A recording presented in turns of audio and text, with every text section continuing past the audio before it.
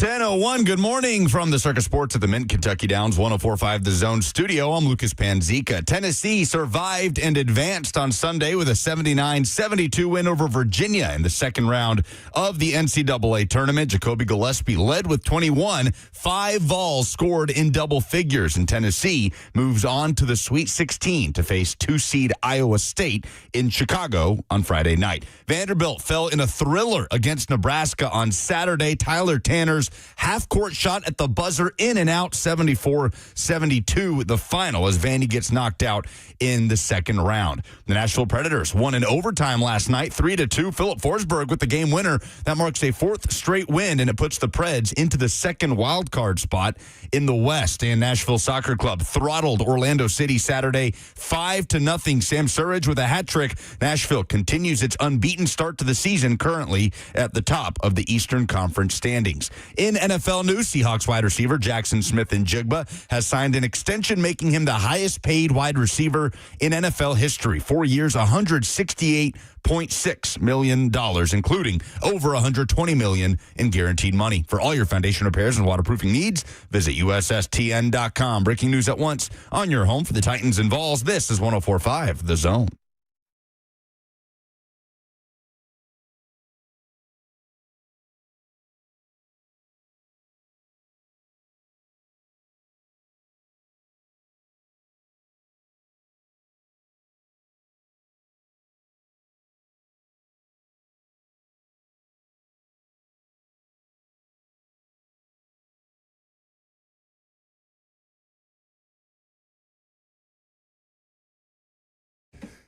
We're down to 16 after a fantastic first weekend of the NCAA tournament. Hope you enjoyed the basketball as much as we did over the course of the last couple of days. Tennessee, as Lucas said in his update, an unlikely participant, but now did I read this correctly? 4 consecutive Sweet 16 appearances? That's correct. For Rick Barnes and that basketball program. Must be nice. Must be real nice to have competency in terms of your roster construction and your coaching. Vanderbilt with one of the more heartbreaking losses of the weekend. I thought that shot was good. Oh, in and out. I mean, it was halfway down.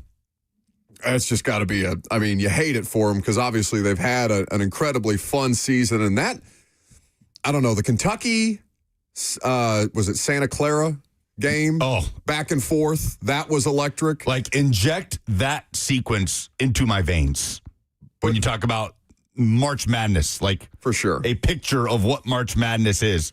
Santa Clara got kind of screwed, but yeah, the officiating, which almost made an appearance yesterday in the Tennessee game because the officials were having a hard time hearing Rick Barnes call timeout. So you almost had a similar circumstance pop up in the middle of the Vols result. But yeah, I mean, that Nebraska-Vandy game, just haymakers back and forth both ways. And the game-winning shot that just rims out at the very last second, they start to celebrate, and then just the most extreme reactions possible.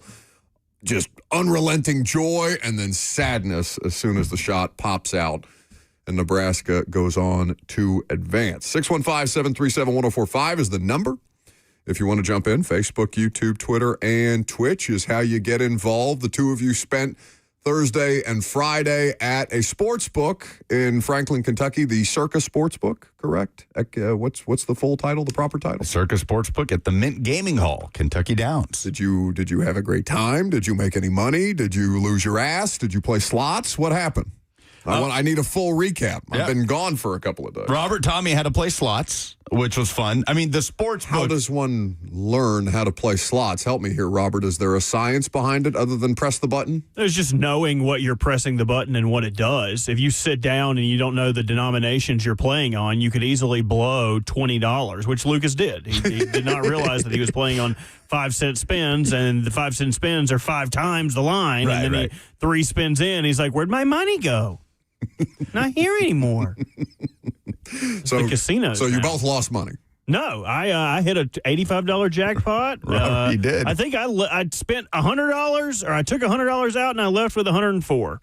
Okay. And then when I got home, Cheyenne took all of it.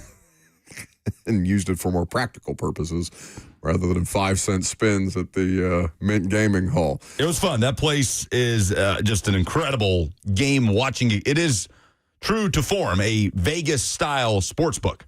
I mean, it's modeled after Circus Sports in Vegas. So great spot to go watch the Sweet 16 and Elite 8 this weekend, right down the road in Franklin. Plus $3 wells, $3 beers, $3 hot dogs. Oh, I bet you two were drunk as rats. Oh, it was great. It was like two rats locked in a wine barrel just being shipped across the country. Like, when are we going to land in the United States? Yeah, that's how I know that you got drunk, because Lucas immediately deferred and was like, no, I have a professional reputation to uphold. No. Just a hot dog drunk for Lucas at the Mint Gaming Hall. So were we all as surprised as I was to see Tennessee, and it was a close game. Virginia gave them a close game the whole way through, but I was genuinely surprised to see Tennessee advance to the Sweet 16. I did not give this team, I mean, I didn't have them losing to Miami of Ohio the way that I'm sure a lot of people had as a popular upset pick. When we started to fill out brackets, I thought that they were the more talented team and should be able to handle things. And Miami of Ohio, gave them a little bit of a jump scare at the start of that game, but Tennessee able to handle it pretty comfortably. I don't know who's the most surprising team left in the field, and maybe I shouldn't be surprised by Tennessee just because they've got Rick Barnes, they've got quality players. When Gillespie and Ament are on, they have as good a chance as anybody left in the field, I guess, save Michigan, because Michigan is just dominating their opposition right now. They are one of the more surprising stories in this tournament, though, so far. Iowa knocked off the number 1 overall seed. They are through to the Sweet 16. Texas has not been consistent all year, and they stacked 3 wins from the first 4 to the Sweet 16 as an 11 seed. So I'd say those two are more surprising. Maybe if you take the BVS into account, you'd say more surprising to see Tennessee. I was not confident that this team was going to get out of the first weekend at all. And I do have to say, this is one of the more satisfying wins to get to the Sweet 16 in the Barnes era. When you're the 2 seed in the tournament, the second round is not fun. Expectation. Like, it is a failure if you don't get to the Sweet 16. When the expectation level is lower, it makes those round of 32 wins that much more satisfying, which is how it was when Tennessee knocked off Duke a few years ago and then fell against FAU in the Sweet 16. And it's certainly how it felt yesterday. Tennessee is the first team since the NCAA tournament's expansion in 1985 to have wins against 2 teams with 30 or more wins on the year in the first and second round, against Miami of Ohio and Virginia. And to quote my friend Russell Smith of Fox Sports Knoxville, this is the golden era of Tennessee men's basketball under Rick Barnes. 4 consecutive Sweet 16s, a win away from a 3rd consecutive Elite 8 when Barnes took over. Obviously, this program had only been to 1 Elite 8 under Bruce Pearl back in, was it 06 or 07? I can't remember. But, man, they gutted that thing out yesterday. They did a bunch of things that they did not do all year, right? They went up 9. UVA comes back. It's very here we go again kind of vibe. But then they had a late surge in them, which they did not have in those losses against Kentucky and Alabama and all these times Tennessee gave up 9 to 12-point leads. They had balanced scoring. I don't know that Tennessee had a single game all year with 5 guys scoring in double figures. And they hit clutch free throws down the stretch. All of these things that Tennessee did not do with consistency throughout the course of the regular season. Bishop Boswell, 13 points, 9 assists, and they get the job done. But multiple points in this game, I thought there's no way Tennessee's winning this game. And they figured it out. Well, and now they get the right to play Iowa State on Friday night at 9:10 p.m. Central Time on TBS. Yep. TBS, the home of great college basketball. It's always fun to find the TBS games or the true TV games if you're really digging in the weeds in the first weekend of March Madness. So Florida losing is a huge story, and Iowa, I mean, the exchange between the two coaches on the respective benches yesterday, just venomous. I had no idea that many people hated the Florida coach, Todd Golden, as much as they do. But he does seem to have a lot of those interactions. Maybe he's just grading. I don't know. Florida, the defending national champion, falls. That is a huge surprise. I want to bring up the bracket challenge that all three of us are a part of because Robert was an unwilling participant. And oh, no, but I have a chance to win it. Oh, don't let anyone tell you that, the person who knows the least has the best chance to win. You thief. That's how he stole your $20. You That's what he thief. said to you. Robert as is he in- Well, he pocketed- lost yours. He lost your $20, so. Lost my $20? Yeah, so if you you gave me win- 20 in cash. And If you it was win it, gone. you won't get to play. You won't get any of the money because technically your money did not get submitted because Lucas lost it at the casino. Did you actually? So you lost it betting, not No. you physically lost the $20. No, he no. pulled everything out of his pocket at some point. It literally fell out of my pocket. And he This is couldn't like find it. this is like a bit with him at the combine, putting his wallet down in 17 different places and losing it every day. Well, not losing it. Robert stole it, but. Robert is in last place in the bracket challenge. After Lucas begged and pleaded with him. I'm having so much fun. This is so much fun, guys. Robert's going to hate March Madness forever. I'm literally never filling a bracket out ever again. I wish I could watch these games and enjoy it, but I can't because I'm worried about it affecting my bracket. This is the whole reason I never filled one out. Well, it's even funnier only from this respect, okay? Because there's only one person who I saw, and I'm not sure which of your buddies it is, because this is like just a pool amongst your college friends. It's kind of a smorgasbord of Robert and Lucas. Yeah, or Robert and no, there's and a bunch of folks in Okay. there. So either way, it's comprised of Lucas's circle, and Robert and me just happen to be and Ross. in the Ross taking it very, very seriously. I mean, Ross is in contention to win this thing. Ross is sweating it out more than anybody because he's a Duke fan. He can't feel good about the way his team looked through a couple of games. But it is funnier that Robert is in last place in this particular bracket because, Robert, do you have it in front of you? No, I can't sign in. Okay. And I don't want to. I know. Don't Well, even want to look at it. You may be even more loath to do it when I tell you that the only person that is ahead of you right now, or the one person that is ahead of you, is the one person that picked Florida to win it all. Yeah. So you are so bad at this that you are behind the person whose national champion has already been eliminated. Well, Robert's bracket took a pretty big hit, like 2 games into the first round when High Point knocked off Wisconsin, who Robert had in his national championship game. High Point, by the way, I'm so glad they're out. The absolute worst people you've never met.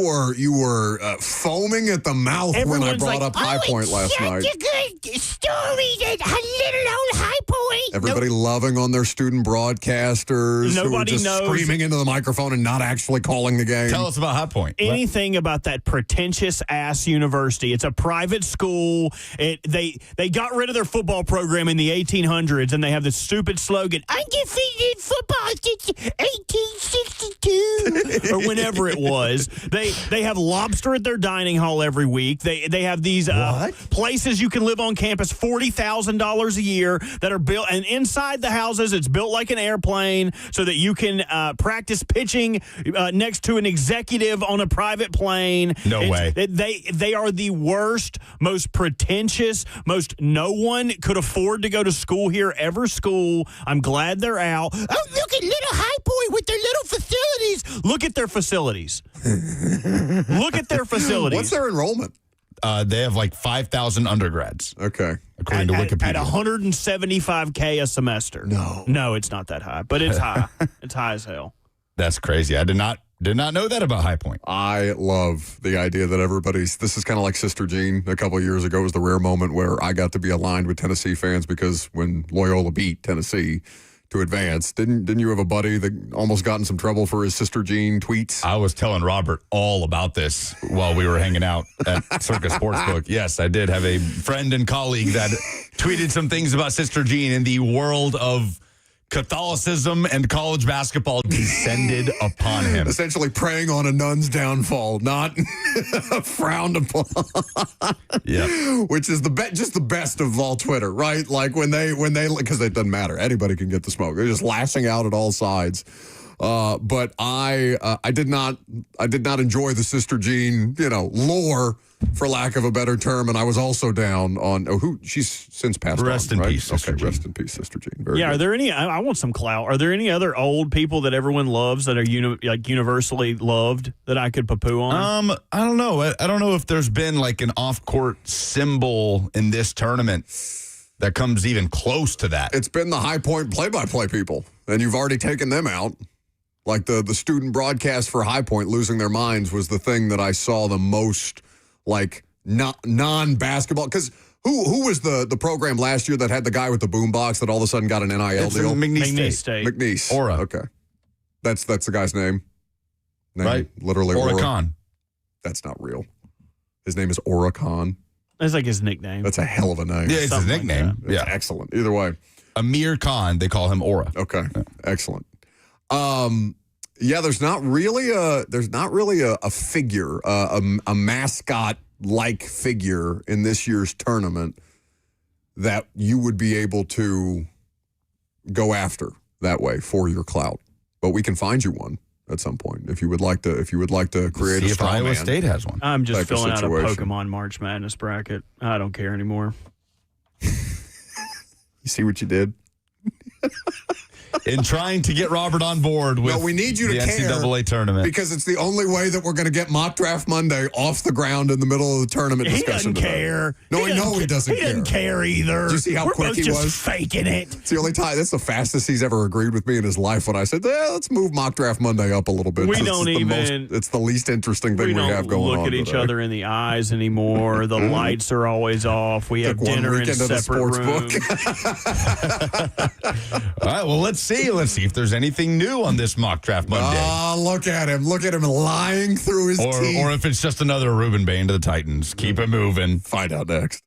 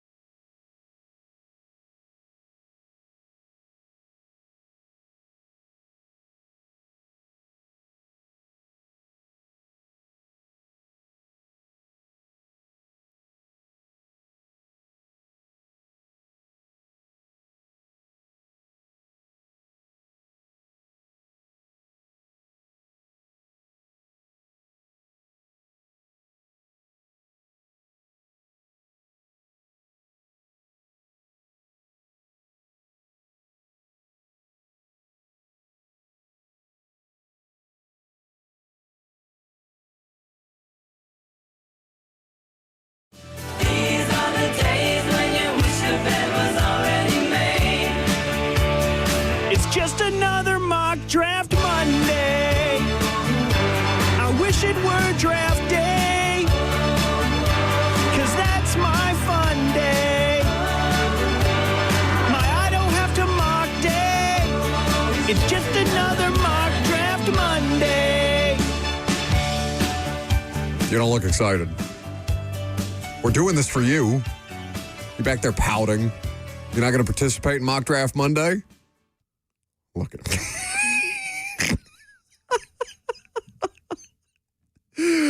It is Mock Draft Monday. We'll get back to the March Madness discussion here in just a little bit. But we do have the obligatory Mock Draft Monday. We are exactly a month away from the NFL Draft. You excited, Lucas? You excited? I am excited. Are you? Yes. What are you most excited about the draft for? I'm most excited to see who For it to be the over. Titans will select at number 4 overall. It's okay for you to say it. You're not going to hurt his feelings. You're not going to hurt his feelings anymore. Why does everything around here have to take a turn to the extreme? Why does look at him? You think I'm being extreme? Look at him. He's despondent back there because you took his money and said, "Don't worry, buddy. It's all going to work out.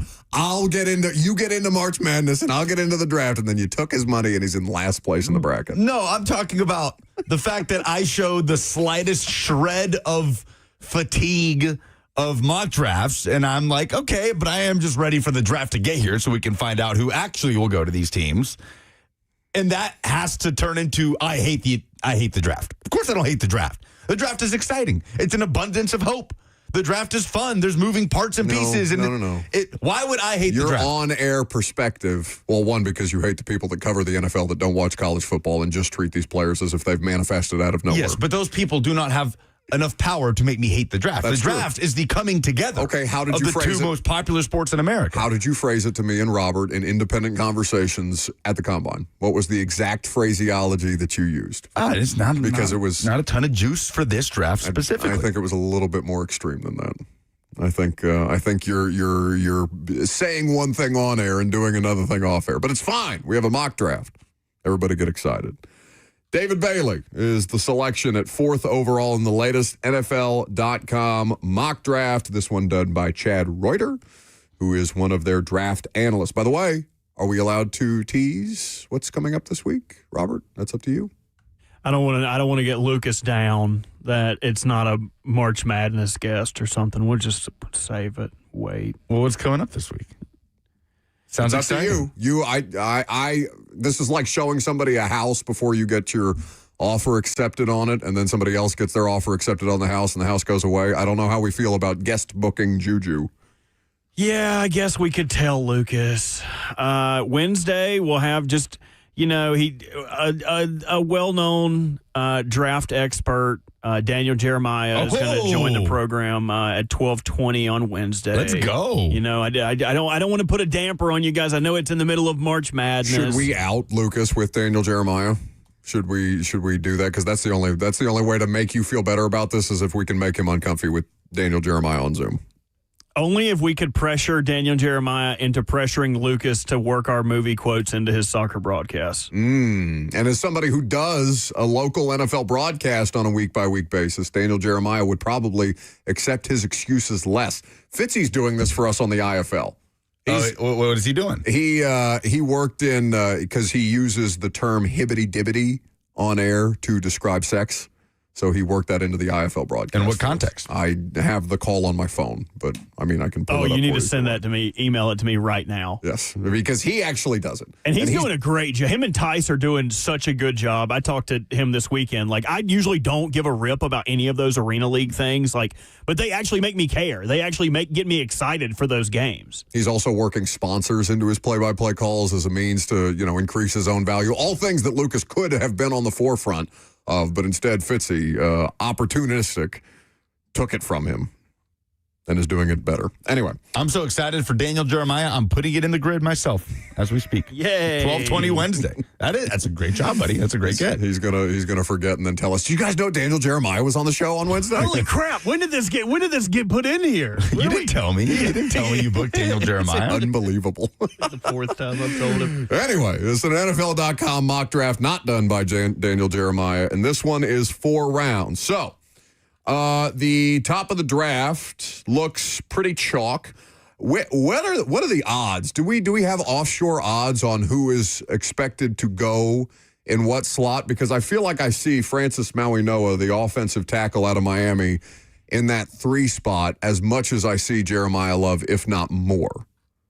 He has a lot of variance, I feel like, on where he could land. I'd just be curious to know which player has the most variance as to where they are being mocked in these mock drafts that we do specifically in the first round. But either way. It might be him. So it's Mendoza, Reese, Mauigoa, then David Bailey, the Texas Tech pass rusher, edge player. To the Titans. To the Titans at 4. And that is the first round. So this is a 4-round mock, as I mentioned.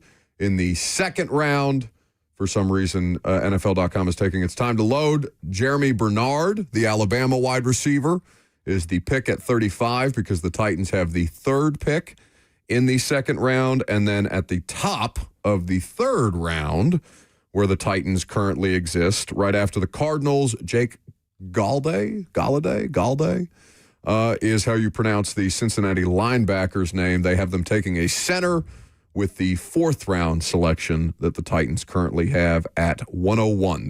They have the first pick in the 4th round. Okay, so edge, receiver, linebacker, center. All the needs. Is what Chad Reuter is mocking. He doesn't have Ruben Bain going until 11 to Miami.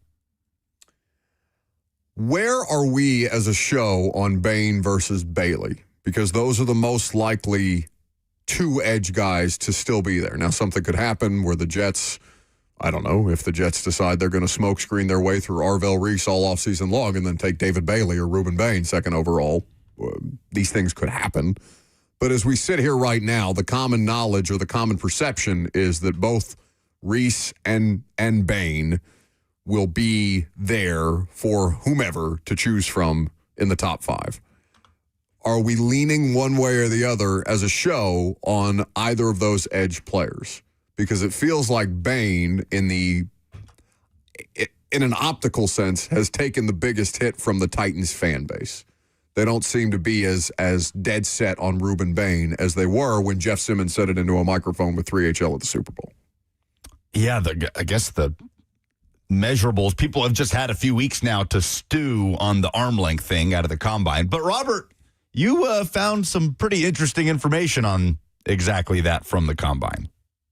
No, just the fact that the combine arm lengths are all being disparaged by Pro Day links. Like, all of the combine arm lengths are noticeably shorter than what is being recorded at the Pro Day. How does that happen? Because this happened last year with the Senior Bowl stuff, right? Yeah. Well, apparently the Senior Bowl readings were correct, and the combine readings were off. It's all about how where do you measure from? You measure from the base? I would think. Right? I mean, what kind of measuring contest are you getting into? I didn't. It's okay. You can make the I Richard usually joke. do from the bottom and give yourself a couple other inches. But I think it is his fingertip. What are you laughing like you didn't set him up for that with you measure from the base? It's fingertip to fingertip. All the way across. Well, Miami's Pro Day That tickled me. happens to be today. Yeah, there's a bunch of pro days this week. Bunch of pro days. We'll see what numbers come out from Ruben Bain. Tennessee's is next week? Yeah, next week. I can find the exact date.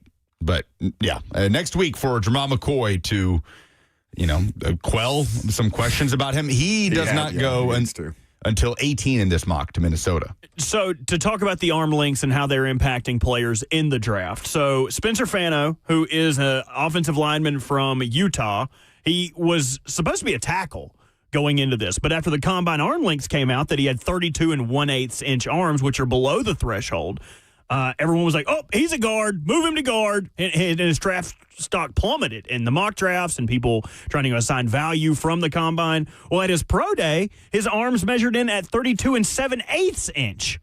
So he ended up getting an extra...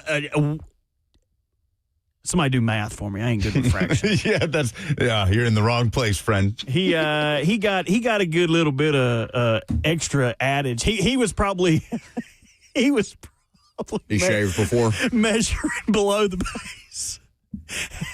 Yeah, if you shave the armpit hair, maybe you could get a little extra. Well, they say if you lose weight too, it helps. Well, it just looks better. Like you've got Yeah. a little more going on. But now, How many different ways can we make this phallic?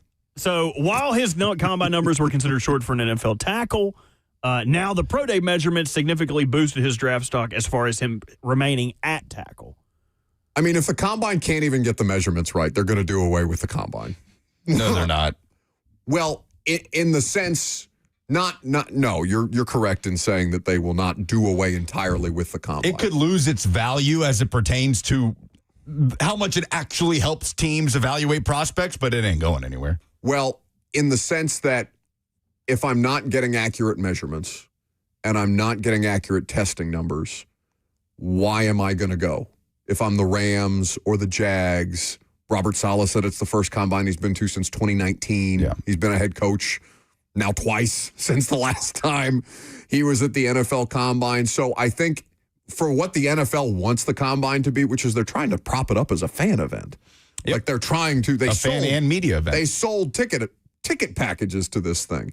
If players stop participating in drills and coaches stop showing up, and then media stop showing up en masse the way that we do, the combine is going to take a hit in the way that the NFL is not used to seeing things shrink on them. I mean, I still have the COVID draft leading to Isaiah Wilson being a Titan so burned into my brain that I do think there is, not ever having been a part of these meetings, obviously, but I feel like there's got to be a ton of value in sitting in a room with these guys and seeing how they fare in like a car wash, getting grilled, even if they're just in 15-minute increments. And I know you have 30 visits and you have opportunities to meet with these guys individually, but I do think there's got to be value there in being able to sit in a room with these guys, being cycled in one after another and just seeing how they react to it all. The coaches seem to dispute that, though. What did Borgonzi say with us on the radio show? Saleh asked me if I wanted him at the combine. I said, yeah. So, I mean, maybe it's just a Robert Saleh thing. I don't know. And I don't think he hung around very long into the combine. I think he did a lot of media stuff and then ended up going back. But it's such a huge media event now that, there's no shot the combine ever fades away. Yeah, but I do think it can fade. I don't think it will ever outright go away. But those are two different conversations. So the thing that I love about Mock Draft Monday are conversations like this where I see 3 consecutive comments from 3 different people in the chat where you can interact with the show, Facebook, YouTube, Twitter, and Twitch. One says, I can get behind this draft. The second says, that's a terrible mock. The third says, I love this mock. Mock draft season. So Bailey to the Titans at 4 is what this NFL.com mock draft has. It's got Ty Simpson going to the Jets at 16 with that pick that the Jets have because of the Sauce Gardner trade with the Colts. But nothing else terribly groundbreaking here. Carnell Tate, the first receiver off the board, but not until 12 to the Cowboys. So interested how Titans fans would feel about it when you walk out of this proposed draft with a starter at edge, a supposed starter at wide receiver, a depth player at linebacker who could probably grow into a role. He's probably a better fit for what Robert Saleh wants to do. Because the thing that we haven't mentioned yet today that happened, what was it, Saturday night, is that they signed, is it Mahmoud Diabate? Is that how I pronounce it? I would need to double check that. But yes, they signed Diabate, who the Browns did not tender as an RFA. And he's somebody, and I know Zach Lyons has been on this on social media as well. I'm sure he'll touch on that today when him and Blaine get in here. But the Titans did a lot of legwork on Diabate when they were going through the draft process. I think it was 22 or 23, something like that. It's been a couple of years. Anyway, full circle moment for the linebacker. So they're adding additional pieces still, and I would expect some fringe moves in free agency either this week or the next week while the NFL owners' meetings are going on in Phoenix this year. No Palm Beach, no $50 donuts this year. Phoenix. I remember Diabate being just incredible. I incorrectly said his freshman year in the league, but it was really his second year in the NFL that he blossomed for them and kind of got played out of a position with the injury to JOK and then Carson Schlesinger, who came in and was Defensive Rookie of the Year. He kind of became disposable for them. He has a lot of carryover with James Williams. Like both of them, 6'4", longer linebackers, good speed. But the thing I remember about Diabate was him just being ruthless against the run. Like he is just a rabid animal when the ball is in play. So that, a lot of fun, a little bit of crossover with James Williams, but at the very least, you're getting a notable backup who has a lot of special teams promise. And so I interrupted you before you finished your thoughts on potential starters versus depth guys. We would view this Sam Hecht, Kansas State center, probably as a depth guy initially, because in that circumstance, you would probably start the Schlotman dude, the former Giants offensive lineman who signed here in free agency. You would also hedge your bets with somebody like Jackson Slater. Yeah, I don't know that we'd be in any position to say, all right, you assume you start this guy. I think at that point it would be just a wide open competition. You would hope that he would win it, though. I mean, he's probably one of the top 3, if not top 2 center prospects. You mean the rookie? Yes. Yeah. You would hope that. I mean, if they had to start Schlotman off the rip, you would think that would be because of the veteran edge, and you would hope the guy could learn the paces and get up to speed. But I would hope that at some point they would trust Sam enough to shift it and be like, okay, this is our center for the future. You can find me for this if you want to, but Mina was texting me about just the Titans' projected starters on offense. It's fine. I'll take the fine. One of the texts included, "Oh God, I just noticed they have Cordell Volson earmarked as a starter." The earmarked. It's earmarked, you know. They have no other players. The good thing is that guy started a ton of games. I think it's like 48 starts. So at least you're getting someone who has played. He hasn't played at a very high level, but he was an average to slightly below average starter. It's not terrible, but it's also, you would hope they would add some competition and iron would sharpen iron there. Competition, raising the floor of the roster. It's tough not to, and I say this not just for fans, but for us as well. It's tough not to get ahead of yourself in the free agent process. Like if they end up being a 6-win team, that's a huge win for them this year. And I know you don't want to slow play it if you don't have to, and you can be pleasantly surprised. But if their projected win total is not going to be more than it was last year, 5.5, right? You have to have relative expectations for how much work they're actually going to be. How many problems can they reasonably fix in one offseason? And can you get anything beyond expectation in one offseason? That's basically what you're trying for right now. Even as that doesn't sound as sexy as, can the Titans be one of the teams that makes the playoffs this year? 615-737-1045 is the number. Speaking of making the playoffs, Preds back in the mix for a wild card and a dominant performance by Nashville SC over the weekend as well. We'll touch on both. I'm Buck Rising. It's 104.5 The Zone.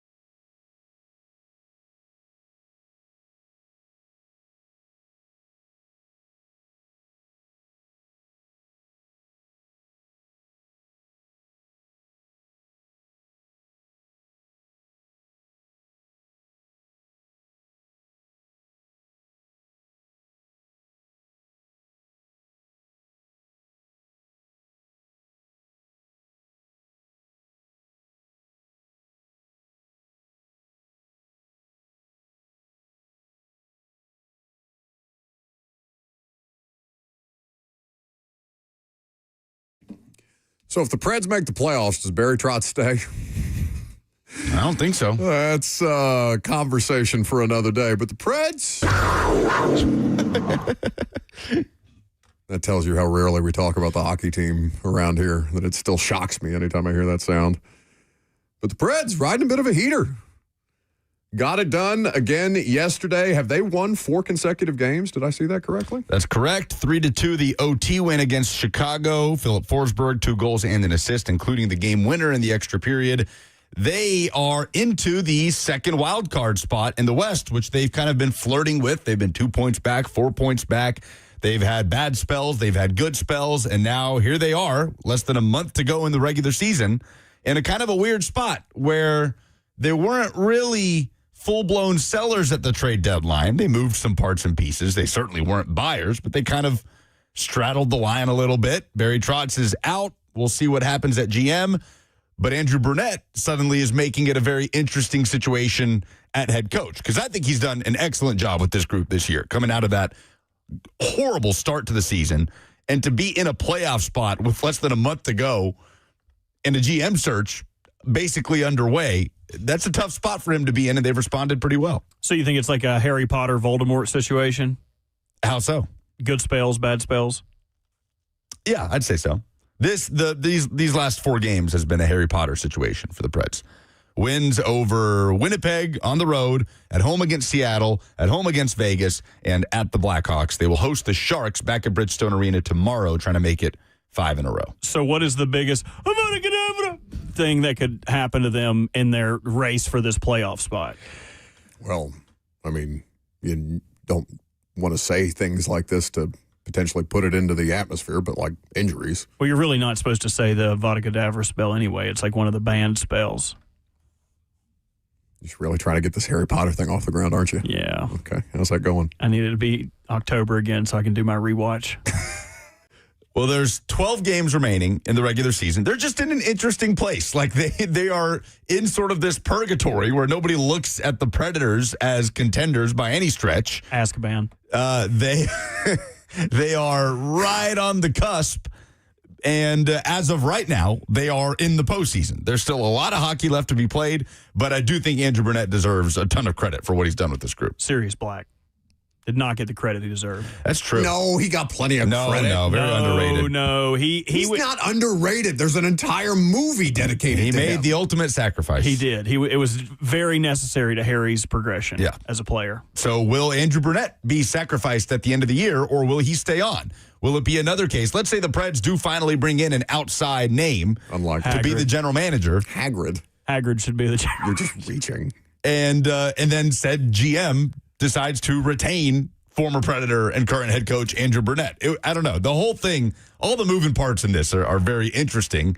And it's a credit to the Preds and Andrew Burnett that they've made it interesting. They easily could have just flamed out, been well outside of a playoff spot, made it very easy to say, reset everything after the season, sell off as many parts as you can, find a new coach, bring in the new GM. But Andrew Burnett and this team have made a conversation out of it. There's something there, and they just keep competing. Which Defense Against the Dark Arts teacher was Voldemort in the back of his head? Quirrell? Quirrell. Yes, that was off the rip. That's the outside presence. So he's Quirrell in this situation. See, I was going to go that he was Severus Snape. Like, we didn't really know that his intentions good guy were posing as a bad guy. Well, no, yes, exactly. We didn't know his intentions were pure. We just assumed, like, oh, this guy can't get over the hump. Why can't he get this thing fixed? That's why you're not the Defense Against the Dark Arts teacher and you're stuck in potions, buddy.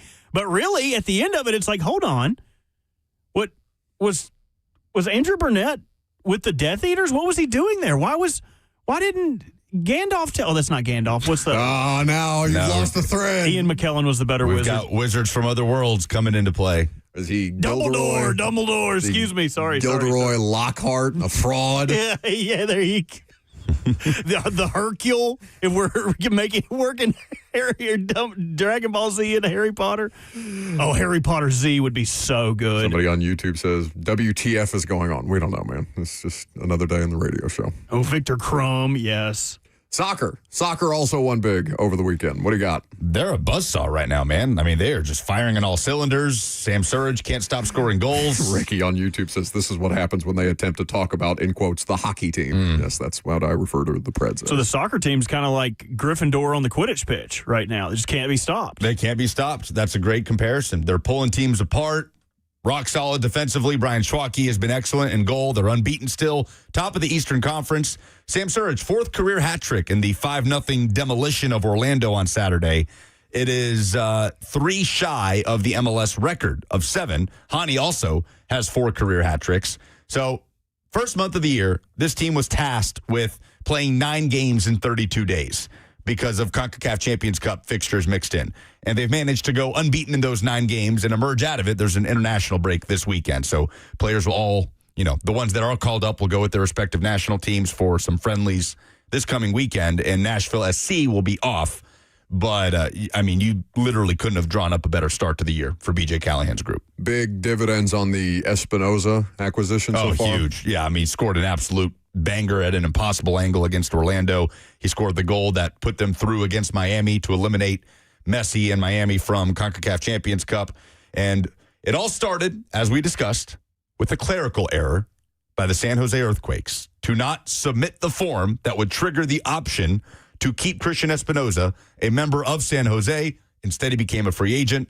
San Jose's loss has very much been Nashville's gain. What he does to take attention away from the likes of Hani Mukhtar and Sam Surridge just opens up all sorts of possibilities for this team in the attack, and it's been a home run so far. Listen, if the Preds sneak in the playoffs and Nashville SC continues to be a wagon, be a fun summer.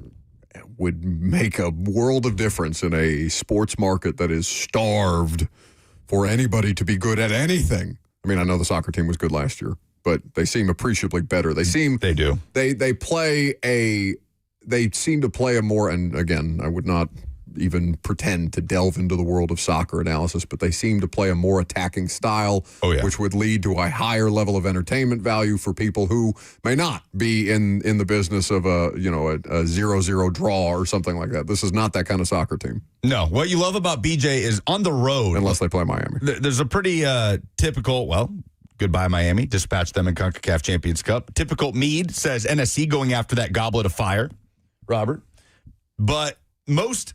I guess we lost him on the Harry Potter stuff. No. I'm just waiting for you to stop, and then I'll have something for you. Okay. You keep going. Most MLS teams will have the approach on the road of just being happy to get out with a draw, right? It's hard to travel and all these things. BJ Callahan has an approach that I love where he says, if you just push for a win, 1 win on the road is as good as 3 draws on the road. So the numbers will favor you if you have that sort of mentality, and they've taken that with them, and they're basically playing a much more advanced and evolved version of what they were doing last year, which, yes, has made for a lot of goals and some fun soccer. Sam Surridge is the lead scorer in Major League Soccer. So what's next for the CONCACAF, i.e. the Tri-Wizard tournament for the Harry Potter? Yes. Are they, instead of the lightning bolt on their forehead, it's an N. Yeah. They are in. That's right. Lucas has been trying to get that damn catchphrase off the ground for 5 years. Everybody in.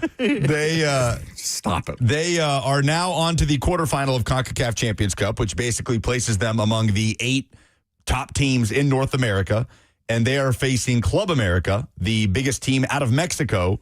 Beginning April 7th is the first game at Geodis Park. It's same deal, 2 legs. Play 1 in Nashville. They'll play 1 in Mexico City for the right to move on to the semifinals of CONCACAF Champions Cup. And as Robert and I discussed last Thursday, the last time Club America was in Nashville was for Leagues Cup. Oh, did you discuss that last Thursday? A few years ago. Yeah. Did you have high-level soccer conversations while I was out? Yes. Well, the last time they were in town, it was chaos. It was absolute chaos. There's stuff raining down from the upper deck. Fans are running onto the field. Penalty shootout that Club America thought they won. Then upon review, there was a retake and Nashville won. So they're Vols fans. Oh, yeah. The environment at Geodis Park is going to be bumping when Club America comes into town. So looking forward to it. I had the golf balls and the mustard bottles. So who would you say is the Cedric Diggory of NSC, and who is the Harry Potter character? Yeah, Yes, that's Robert Pattinson's character. Cedric Diggory was the guy who got into the Tri-Wizard tournament. Robert Pattinson, the guy from the werewolf movies? Correct. He's in Harry Potter? That was his first big role, was in The Goblet of Fire. He played Cedric Diggory. Whoa. but- I'm not remembering. Cedric Diggory is like the prince that was promised. Everyone's Right. like, oh, yeah, he's the upperclassman from Hogwarts that's really going to give it a spin. But then Harry Potter got in the tournament, and he and Cedric ended up going at odds, where Hani Mukhtar may be thought to be this team's MVP, but is Espinoza, i.e. Harry Potter, closing that gap? Now, that's a great point. I mean, Sam Surridge is also the only British one of the group. So I feel like that has to come into play. Cedric Diggory, very proper British, Robert Pattinson-esque. I'm going to have to think about that. People are saying he's Batman. He's a Batman character? Yes, dude. It's like the noir style of Batman. You never watched the... Yeah, a couple years ago, they made a new Batman. It was really good. It was really, really good. No, I honest to God, I think the last Batman movie I watched was the Bane movie. Yeah, it was good. I mean, It's like the old style of Batman, like very sleuthy, very film noir, like dark, grimy. Because they tried this with Ben. McKee. No. Oh. Ben Affleck. Ben Affleck, terrible Batman. Okay. I think I saw like a part of that on a plane Or those movies are terrible. during football season. I was like, yeah, we need to stop this after Christian Bale. Anyway, see, we talk soccer and hockey. 615-737-1045 is the number. Worst case scenario for the Titans in the draft next.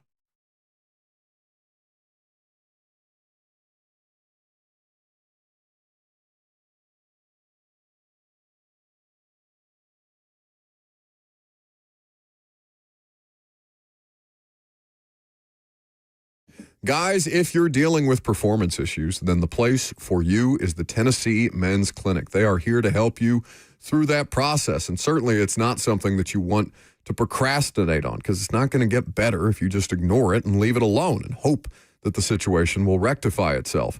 If you are dealing with these problems, ED or performance issues, then your relationships, your confidence, even your career may have already been affected. Online folks promise convenience and discretion, but their treatments are generic, some even unsafe.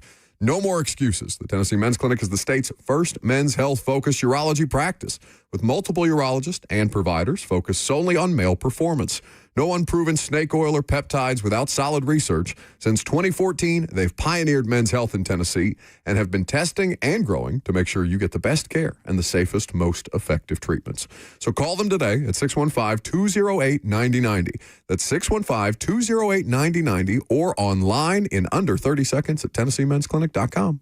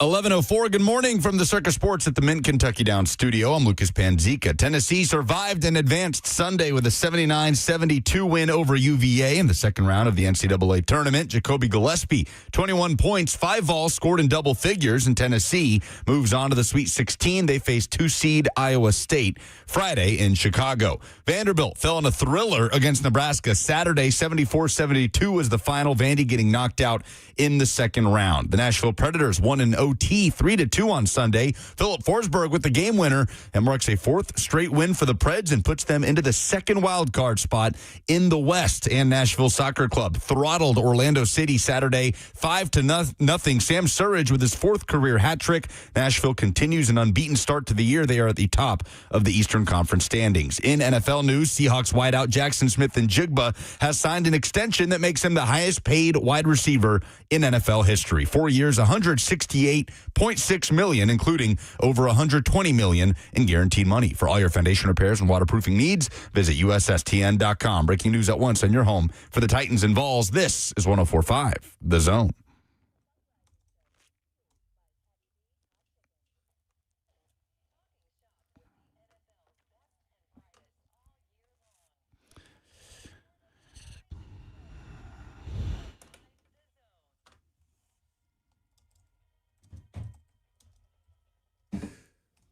One month from the NFL draft, 1 month and a couple of hours, basically, to be exactly 1 month from the NFL draft. And we are going to talk through a couple of different Titans scenarios. Today, in this segment, we're going to talk about the worst case scenario for the Titans in this year's draft. And at noon, we will do the best case scenario. So a little bit of bad news on the front end, a little bit of good news on the back. 615-737-1045 is how you can participate in the conversation. What is the worst case scenario, in your opinion, for the Titans to come out of this draft with? It can be in the first round. It can be all 3 days of the draft as a whole. However you want to approach this particular situation, this hypothetical, let us know. 615-737-1045. The FNM Bank chat, also available to you if you want to chime in with some commentary there. So if I led with worst case scenarios for the Titans and just made it a broad, general statement, what is the worst case scenario for the Titans in this year's draft? What would you do phrase association with worst case scenario? It's hard because this, to me, would directly have to do with what their board looks like, right? Like if they do love Jeremiah Love, but they believe David Bailey is the best edge rusher in this draft, and both of those guys are gone at 4 overall, that would be the worst case scenario, but we don't exactly have that information. I'm asking you as a fan of the local professional football team, what would your worst case scenario be? Understanding that we are not armed with the information of what their draft board looks like, but you as a fan, your feeling about the team, the direction that the team needs to head in, because I can answer this question in a different way, but not as a fan. I don't want to cop out of this, but there's no way the Titans leave without a player at number 4 overall that gets you extremely excited about what they can do for this team. With the amount of needs that they have, the Titans could leave having drafted Jeremiah Love, having drafted Reuben Bain or David Bailey, Sonny Styles, hell, even Carnell Tate, and there will be positive reaction to it. It fills a need, check. It could be a high-level player, check. Somebody that they're going to need to hit the ground running and can be an instant impact. This is a hard draft to find a worst-case scenario, is it not? I would agree with that general situation, and I'm not even just talking about the first round, because you may get your heart set on one of these players. Let's just make it Jeremiah Love, and then Jeremiah Love goes before you get the opportunity to pick, and then you're like, oh, well, okay, whatever. That's that just general feeling of, all right, well, I had my heart set on this player, but I ended up with that player. As a fan, that's probably about as bad a vibe as you're going to get off of the first round situation, because I'm not disparaging how much the vast majority of people know about the draft. I would disparage how much, people who talk about the draft on a regular basis actually know about day 2 and day 3 beyond the people who study this as a science year round. For me, it's just simply leaving this year's draft without a solution up front that you feel good about. Depth and starters on the offensive line. I'm not saying that has to be addressed with the fourth overall pick. I'm not even saying that they have to address it exclusively in day 2 if they go the first round without addressing the offensive line situation, because it's likely that they would, given what's available, where the depth is, and things like that. But if they come away with this and I'm still looking around and feel like I don't like what's in front of Cam, that at least in the immediate, for what the product on the field in 2026 could look like, that to me feels like the thing that could inhibit them the most. And that's not a first-round thing, assuming that they don't take Maui Noa. Or, I don't know, who's the other one? Fano, I think, is talked about a lot. Yeah, the Utah tackle. At the top of the draft, not that high, but... I kind of think Monroe Freeling has taken his milk at this point. Even with the correction at arm length, like if you're looking at the prototypical left tackle, because Maui Noa is not that. Maui Noa is a right tackle. The only pure projection left tackle that fits the bill of being the dancing bear is Monroe Freeling from Georgia. That's who Chad Reuter had going first. The first tackle off the board he has is Freeling at 6 to Cleveland. He does not have Fano going until 13 to Detroit. Somebody on YouTube says, OMG, that will be bad, drafting an offensive line at 4th. I get why it doesn't give you the sex appeal, the dopamine hit that you're looking for. But if you look at this offensive line situation and they were to take the Maui Noa kid and bump him inside the guard or let JC play guard and have him play tackle, I'm okay with it. I still think that they are a team that is in need of fundamental building blocks here. I don't think that they're ready as a roster, even with all the different things that they did in free agency, to have that one thing that's going to put them over the top as a roster or that's going to inherently benefit Cam by just being there. I think that they still would benefit hugely from offensive line. Now, I'm not going to bang the table and say, no, you have to take Maui Noa at 4 if he's there, because that's rich for anybody's blood on an interior, a guy that is likely going to be an interior offensive lineman at the next level. Unless he is, without question, Zach Martin or Quentin Nelson, I really struggle with a potential guard in the top 5. But I'm not going to, like, if they trade back and end up, somewhere in the top 10 and they take an offensive lineman, I'm not going to be mad at them. Yeah, I at 4, it's hard to see that scenario playing out because this just isn't that strong of a draft at the top with tackle, right?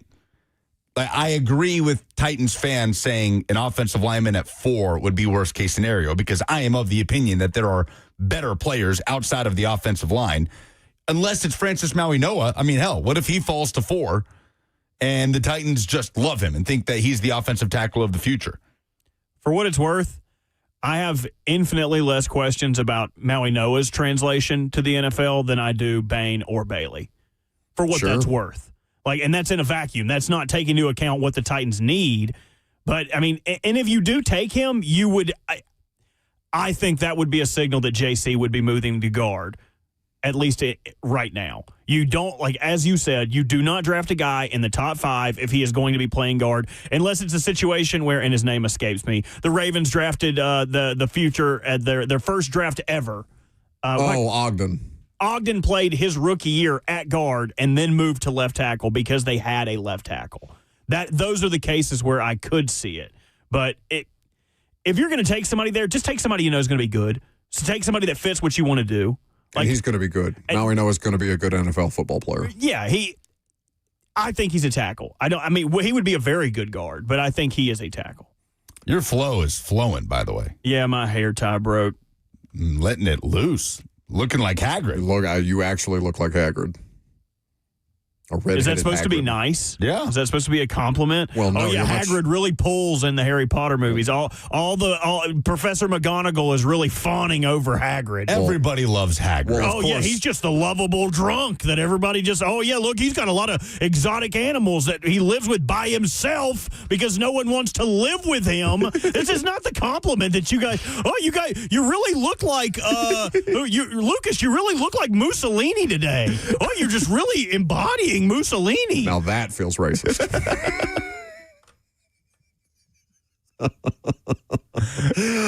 Well, you also don't have what Hagrid has going for him, which is he's half giant.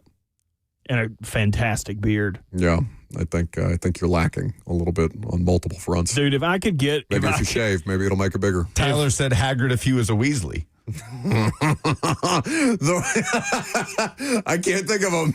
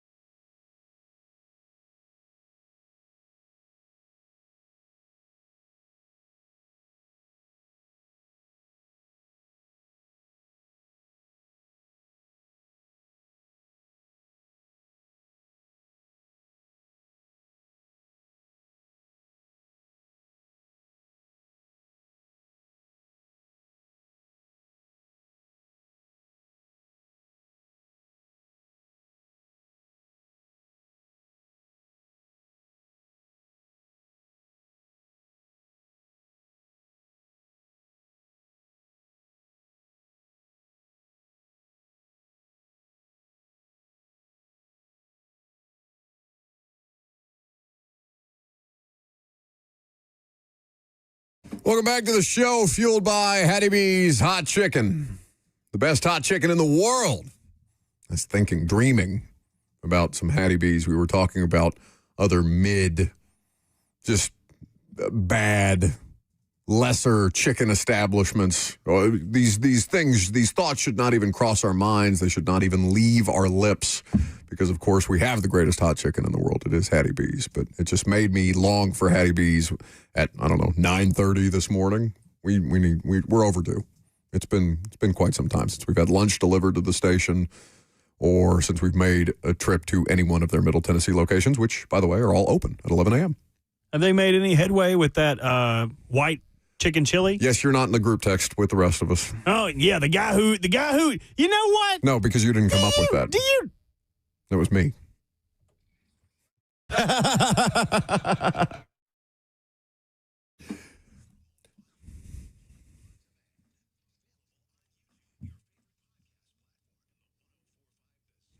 Now we have no breaks left. No, you can't. Are you happy? You can't. Are you happy? You're the one who's going to have to work harder. There's only so many of those that you have on hand.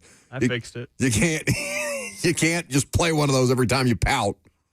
I can and I will. So, are they making this erroneous white hot chicken chili that some fabricated phantom voice came up with? Yeah, you're going to be very upset when I demand that it be named after me. You definitely did not. They just keep regenerating. I'll do this a million times. The supply of these awful promos is unlimited. So anyway, the white chicken hot chili is being devised. It's being tested and retested. With who? I would like to be. I volunteer as tribute. If you were in the group chat, you would know. And if you actually came up with this idea the way that you are lying and propagating that you are, then of course you would have been included. I definitely don't remember you coming up with really it. It was killing me. Of all people here, that sounds likely. You're the one that came up with the idea for the white hot chicken chili. Definitely. He never even made white chicken chili. Definitely not. Definitely have never in my life made white chicken chili. You are correct about that. But the idea just spawned in your noggin. Oh, eureka. Yeah. Oh, I've got to call Nick. Hold on a second. Somebody. Beep, beep, beep, beep, beep, beep, beep, beep, beep, beep, beep, beep, beep, beep. He has a really long number. Seems unlikely. Beep, beep, beep, beep, beep. I think Nick, what are you doing? Get out of bed at this instant. I have an idea.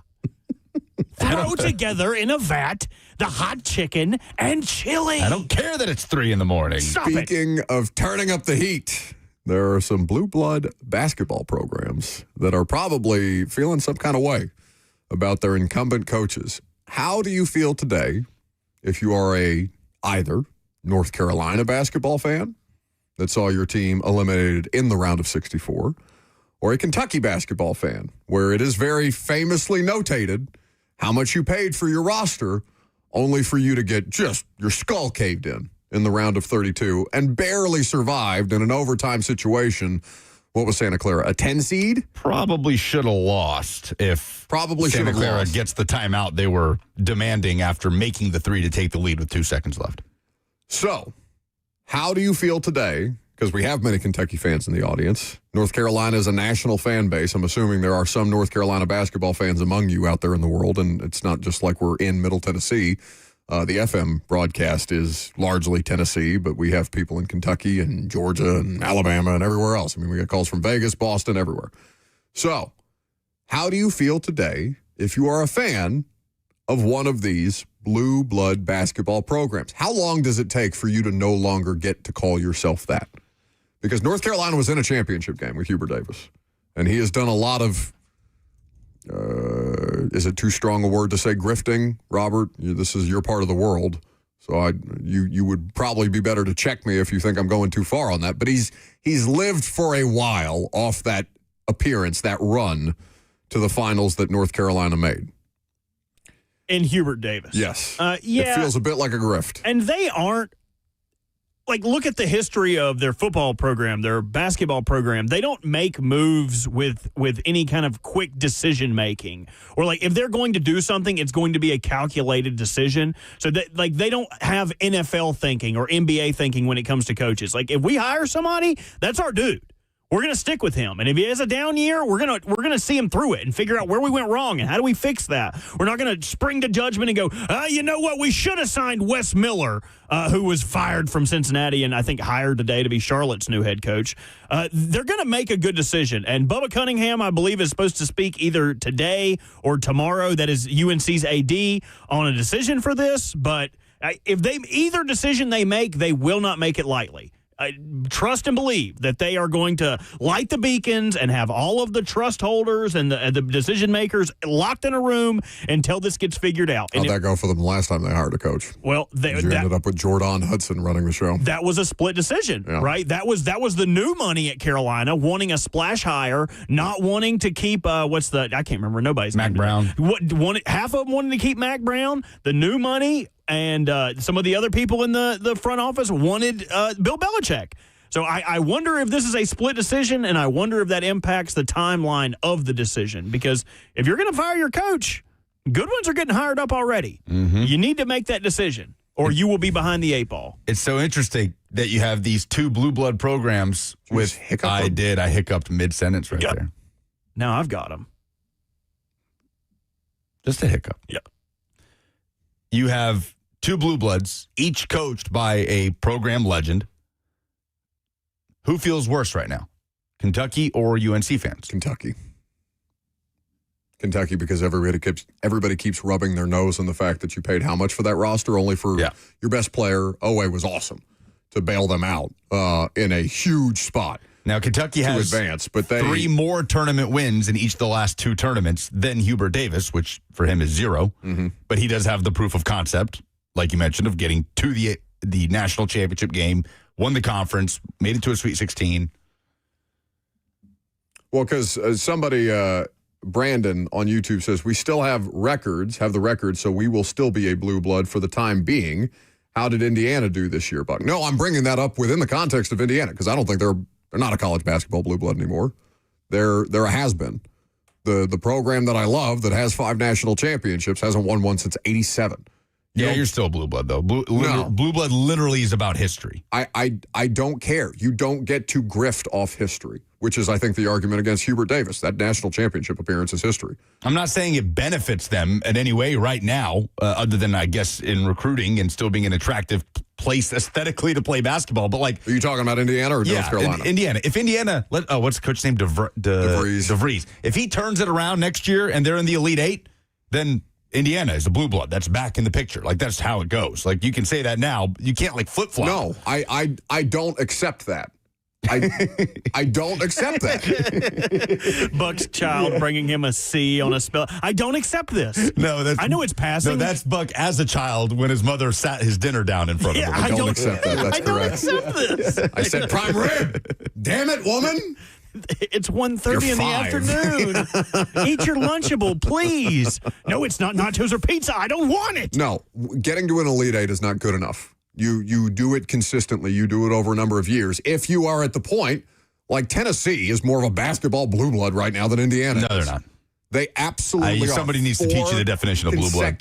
They're a better program right now, yes. Sweet 16s is more winning of consequence than Indiana has done at any point in the last, 20 years? So, okay, then we need to have an off-air conversation on what blue blood actually means. I don't want this to turn into another contender. Did the Pittsburgh Steelers make the playoffs type of situation? Yeah, Tennessee's, of course, in a better place right now, but a blue blood, it means history, in the fabric of college basketball history. Tennessee is on 4 straight Sweet 16s. It's the best and in the fabric of the last ever 40 years of college basketball, they have not mattered. How did we end up talking about Indiana here? Well, because somebody brought it up within the context of Kentucky, and I'm saying, how long do you get to hold that level of esteem in the world of the sport that you're playing in, whether it be the Vols and college football?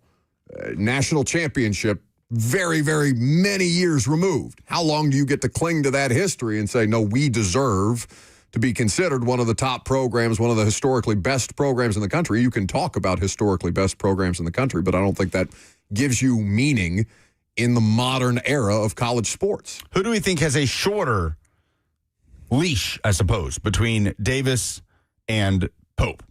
Kentucky about to hire a new AD. Pope, yeah, that's why. Because the athletic director that hired him is on the way out. And if you're an athletic director that's coming in and wanting to score points politically with your fan base, what's the thing that you could easily do? You could give them some red meat and fire Mark Pope if you wanted to, and say, but you have to have a plan. Like their plan last year was, we're just going to throw all the money at the biggest name coaches that you know and hope that they say yes to us because we're Kentucky. And they didn't. Danny Hurley laughed at them, basically, in a press conference. And there's another blue blood and legendary coach whose future is sort of up in the air, and Bill Self right now. Bill Self, after the Kansas last-second loss to St. John's yesterday, said on his coaching future, quote, "I'll get back and get with family and visit and see what's going on. I love what I do. I will get back home, and it'll all be discussed." Now, he has had some health issues recently, and at the very least, it seems like it's tenuous what the future of the Bill Self era at Kansas would look like, which would be, I mean, I don't know anything other than Bill Self being the head coach of the Kansas Jayhawks. Man, when did he take over there? 2003. Wow. Great year. Why? I remember like it was yesterday. What happened in 2003? Well, if I would think have been back, in second grade, third grade. God, this is Apple launched the iTunes Music Store and the third generation iPad. NASA launched the Spirit rover to Mars. Everything else from the top of this was very depressing. I won't be reading that. Harry Potter and the Order of the Phoenix was released. The book, not the movie. Okay. Into Club by 50 Cent, Beyonce's Crazy in Love, and Outkast. Oh, God, the fact that all of these came out in the same year. Outkast Hey Ya came out. And in film, Bangers. Lord of the Rings, Return of the King, banger. Pirates of the Caribbean, Curse of the Black Pearl, banger. Finding Nemo, banger. Kill Bill Volume 1, banger. Wait, was that the first Pirates of the Caribbean? Correct. Okay, that's the only good one. Oh, the second one was okay. I liked all three. Yeah, No, there's like 6 now. they're passable. No, it's not Pirates. like It's not Fast like and the Saw. Furious. It's not like Saw. not even close. There's 17 of them. Three was a lot of fun too. They were fun movies. There was a fourth one that came out that I didn't even bother That was to watch. Blackbeard, right? Really? The fourth one? I think so, with the one with Penelope Cruz. It did not have Keira Knightley or Orlando Bloom. Hold So on. I had didn't no even know interest. this was a real thing. This Yeah, is yeah. like finding out That's- that they're making another Toy Story. That's It's how like bad it was. Pirates of the Caribbean on Stranger Tides Yeah. into the 2011 American fantasy swashbuckling film and the fourth installment of the Yeah. Pirates of the Caribbean movie. It was plays apparently Blackbeard in that one? awful. I really like Ian that. McShane. I like he's a legend. that actor. Yeah. Who? Ian McShane. Oh yeah, that guy's nice. Yeah. That he looks like what I would want my stepfather to look like. Like he wouldn't really care if he caught you sneaking out. Like he'd be like, "I don't care. It's me and your mom's date night. Do what you want, kid." Russell on the F&M Bank chat says, could UNC and Kentucky convince a Nate Oates or a Todd Golden to jump ship in today's NIL era? I don't know that they could. That would be really tough. I don't know Why that you would- can find a better situation for those guys. Why? Because why would Alabama and Florida, with the financial wherewithal to step up and say, no, we'll just give you more? And those guys have achieved anything you can achieve at those schools. Todd Golden is the defending national champ, even though they lost. That game was crazy at the end against Iowa. By the way, how about Bama just lighting up Texas Tech? Like, when that team is on, they look completely unstoppable, just relentless. They play no defense. They will also not stop you. I know, but when they are on offensively, like you just throw your hands up. But credit to Bama, who just came out. Everybody kind of wrote him off after the Aiden Holloway thing, and here they are in the Sweet 16 playing Michigan. I think you're going to have, because this is a different version of can Penn State pry Kurt Signetti out of Indiana prior to him getting the extension when Penn State was looking around. I just think you're going to have such a harder time digging one of these accomplished coaches out of their current spot, unless they're Lane Kiffin and they're just a mercenary, right? Like Lane is a different story than I feel like 99.9% of coaches, just because of who he is and how he's wired and what his background is. But I feel like in the modern era of college sports, if you have the finances and the revenue share percentage, now that we're in a revenue sharing model in college sports, or moving more into that, where you are happy with what you've got and you can get more resources from your current spot, why would you jump ship and try and do what Lane is doing this year, which sounds infinitely harder than just staying and winning at Ole Miss. There's no other era, and this is a few years ago at this point, but there's no other era in college basketball where Rick Barnes or anybody stays at Tennessee and passes up an opportunity to go to UCLA, which is what happened with Rick Barnes at Tennessee, right? And Rick Barnes is somebody that idolized John Wooden. Bryce in the FNM Bank chat asks, so is UCLA not a blue blood? I guess Wooden. He was channeling Richard Nixon there. Can you say era again? Era. Is that how Richard Nixon says era? Well, he said that's his still with us. That's like his era. Like we're going to do this era, but it's like an for him. UCLA is absolutely a blue blood. Bryce asks, not in the modern chat. Yes, they are. Modern era of college basketball. Literally in the Final Four, like 3 years ago. It has been multiple generations since you have done any winning of consequence. They were in a Final Four like 3 seasons ago. UCLA. Oh. Like Mick Cronin's first year, he got them to a Final Four. Oh, well, that changes everything. One Final Four, yes. That changed. Somebody teach Buck what a blue blood is, because I don't feel like doing it. A Final Four is an accomplishment. A Final Four, it's not like winning a national championship, but you would say if you got to a Final Four, your season was successful. Yes, no matter who you are. Would you say? Unless you're that 40-0 Kentucky team. Would you consider that the same for a Sweet 16 or an Elite 8? Because I do think the tournament. Depends on the program. March Madness is a different kind of, like St. Pete. Was it St. Pete's or St. Peter's a couple of years ago? Yeah. Like they beat Kentucky and Purdue en route to, advancing in the tournament. That's a huge deal. It's different. It's college basketball, I think, has more variance than, well, college football has this too, but it is completely the perspective of the program on what constitutes a disappointing versus a successful season. So the question then becomes, if you do fire Pope or Hubert Davis or both, whatever the circumstance ends up being, and Bill Self retires at the same time, what's the better job? Because what is, it's not like Kansas has not had to think about life beyond Bill Self very often. Kentucky is Kentucky's had some kind of ongoing dialogue, right? The last couple of years of Cal where it's like, okay, is he going to come back? Are they going to fire him? Are they going to keep to this lifetime contract deal? Like all these different things. With Hubert Davis, it's really kicked up in earnest now because they've had 2 back-to-back years where they've gotten bounced in the first round. I don't know which is the best job among them. I want to still say it's Kentucky. Because if you've got factions, if you've got the same kind of infighting that went on at North Carolina when Bill Belichick got hired, which has been, we would say that has been maybe not quite a disaster, but it's been a failure through one season. Like he did not succeed in year one.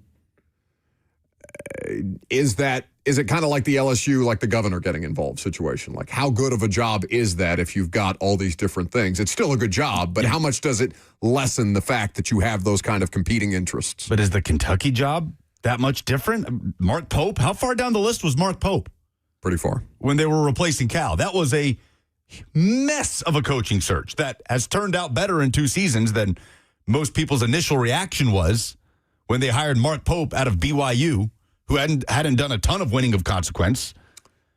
So I think they're in pretty similar situations here. Now, this is an interesting component that I haven't thought of. Brent on YouTube says Kansas because there's no football competition. And I'm not saying that Kansas football would not still get a majority of their revenue share than Kansas basketball, but I wonder how much different of a split that is at a place like Kansas. But it also just ups the pressure on the job. Right? Like, that's why Nate Oates is in such a great situation at Alabama. He got Alabama basketball to a Final Four. Yeah. He can do no wrong there. Now, if they, start flaming out of tournaments and not getting to tournaments, at some point, there's a breaking point. But that's, to me, part of what makes like the Kentucky football job so good if you're consistently winning 8-9 games.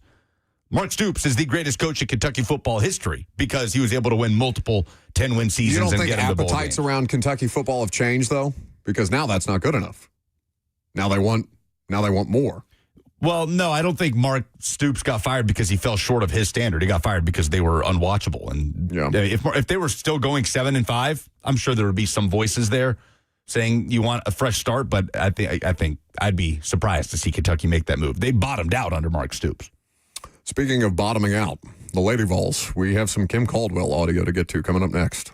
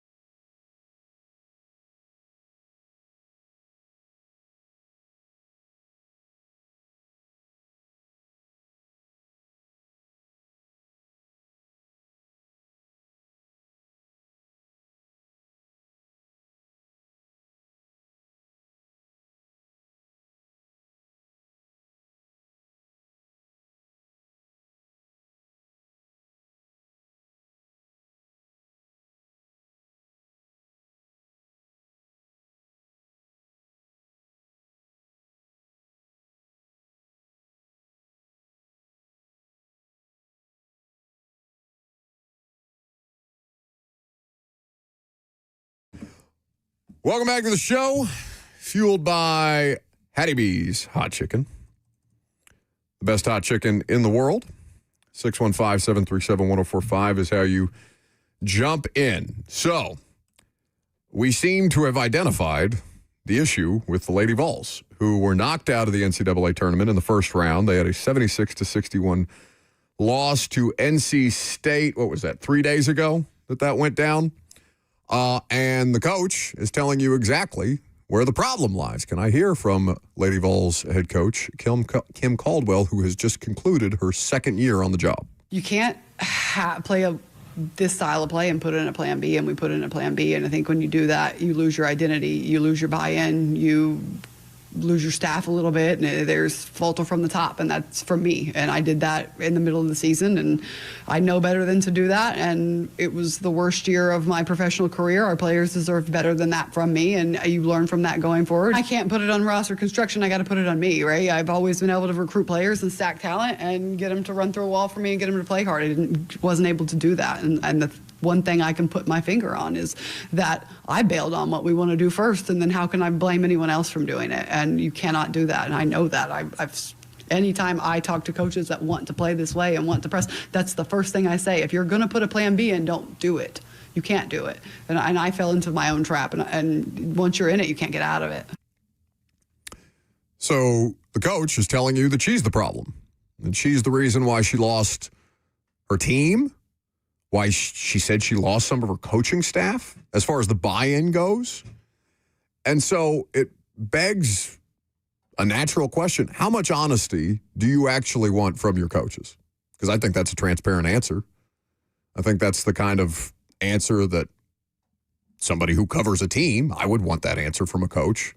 I mean, I think there's Titans fans that spent the better part of a season, maybe more, begging Mike Vrabel for something better, something more substantive than play better, coach better, right? Like give us actual solutions. And then Callahan did a lot of that, and he kept losing, so none of you cared about the level of explanation that came along with how many losses did Callahan have? 3-14 the first year, and then I think they won one game. Either way, so he had 19 losses on his record by the time he got canned. I don't know how that lands on one, Vols fans, two, Lady Vols fans, because Slay and Lucas have both told me that there's an almost subsect of the Vol fan base that just cares about the Lady Vols and nothing else. But 8 straight losses to end their season is a humiliation. That a program that proud, you want to talk about blue blood suffering sustained lack of success, that's not good enough. And I don't know if Vol fans will weaponize her answer against her, or if they will accept that and say, okay, learn from your mistakes and do better next time. I have a hard time seeing Danny White pull the plug on Kim Caldwell after year 2 and kind of admitting He's publicly supported her. He has publicly supported her, but, Kiss of death. You take that with a grain of salt, yeah. I've seen reporting from Tony Basilio in Knoxville that he says people in the athletic department are pushing Danny White to make that move. 8 straight losses is a historically bad mark. And it's been a good decade since the Lady Vols program was in a better place than the men's program. It's been since the first 2 or 3 years of the Holly Warlick era when she had just taken over for Pat and they were still making it to Elite Eights. It's been a decade since Tennessee women's hoops has been to an Elite Eight.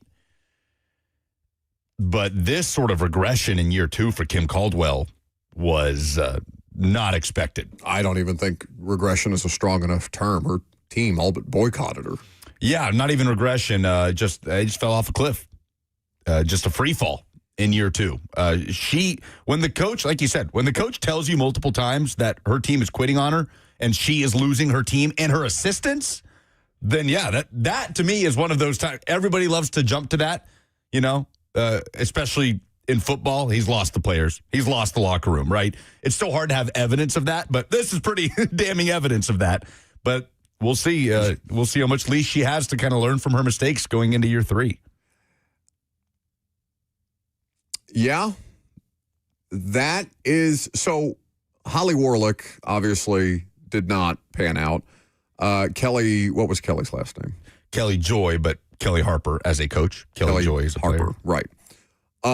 They kept it within the family. Kim Caldwell is an outside hire, so they try something different. It looks like it's working in year one. Year two, it craters in ways that are, honestly unimaginable. 8 straight losses for a program that looked the way that it did simply a year ago.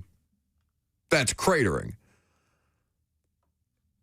Is this a situation where that accountability, I wonder how that accountability is going to be viewed by the people on her staff. Will she make staff changes if she doesn't think that she has sufficient buy-in? Is that more of a projection on her, or is that something, that the staff feels like or whoever on the staff is discontent with the approach that was taken this year? Will they look at that and say, okay, at least my boss is self-aware and that she's able to self-identify those problems, or is that a red flag to be like, hey, that's a critical error.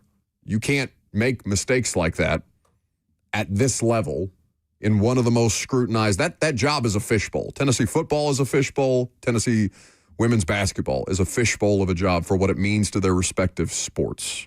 And by that, I mean it's just all eyes on you all the time. There's no hiding from anything that's going on. So I don't know how that's going to be viewed by the people inside that program, the decision makers in the athletic department. We know that, as Lucas said, Danny White has publicly come out and supported Kim Caldwell. It would seem, this is the closest thing he's had, basically success in every hire that he's made, regardless of what stop he's been at. No, he's not had a single hire, to my knowledge, at a major sport go south at any point, right? Like at Kansas, it's Lance Leipold, it's Nate Oates.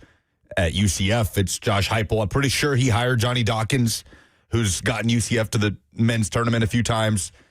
And at Tennessee, it's Josh Heupel and it's Kim Caldwell, his two big high, and Josh Elander, I suppose, promoting him to replace Tony Vitello. But how's that going, by the way? Baseball? Has anybody watched a Vols baseball game? I think the SEC play literally just started. Okay. But this is new territory for Danny White. We've never seen him. We don't know how swift Danny White is when it comes to this stuff, how lenient he is, because we've never seen it not work out. So this is a very interesting case study for Tennessee's athletic director, what's happening with the Lady Vols. What's the best case scenario for the Titans in the NFL draft? We did the worst at the start of the 11 o'clock hour. We'll do the best coming up next.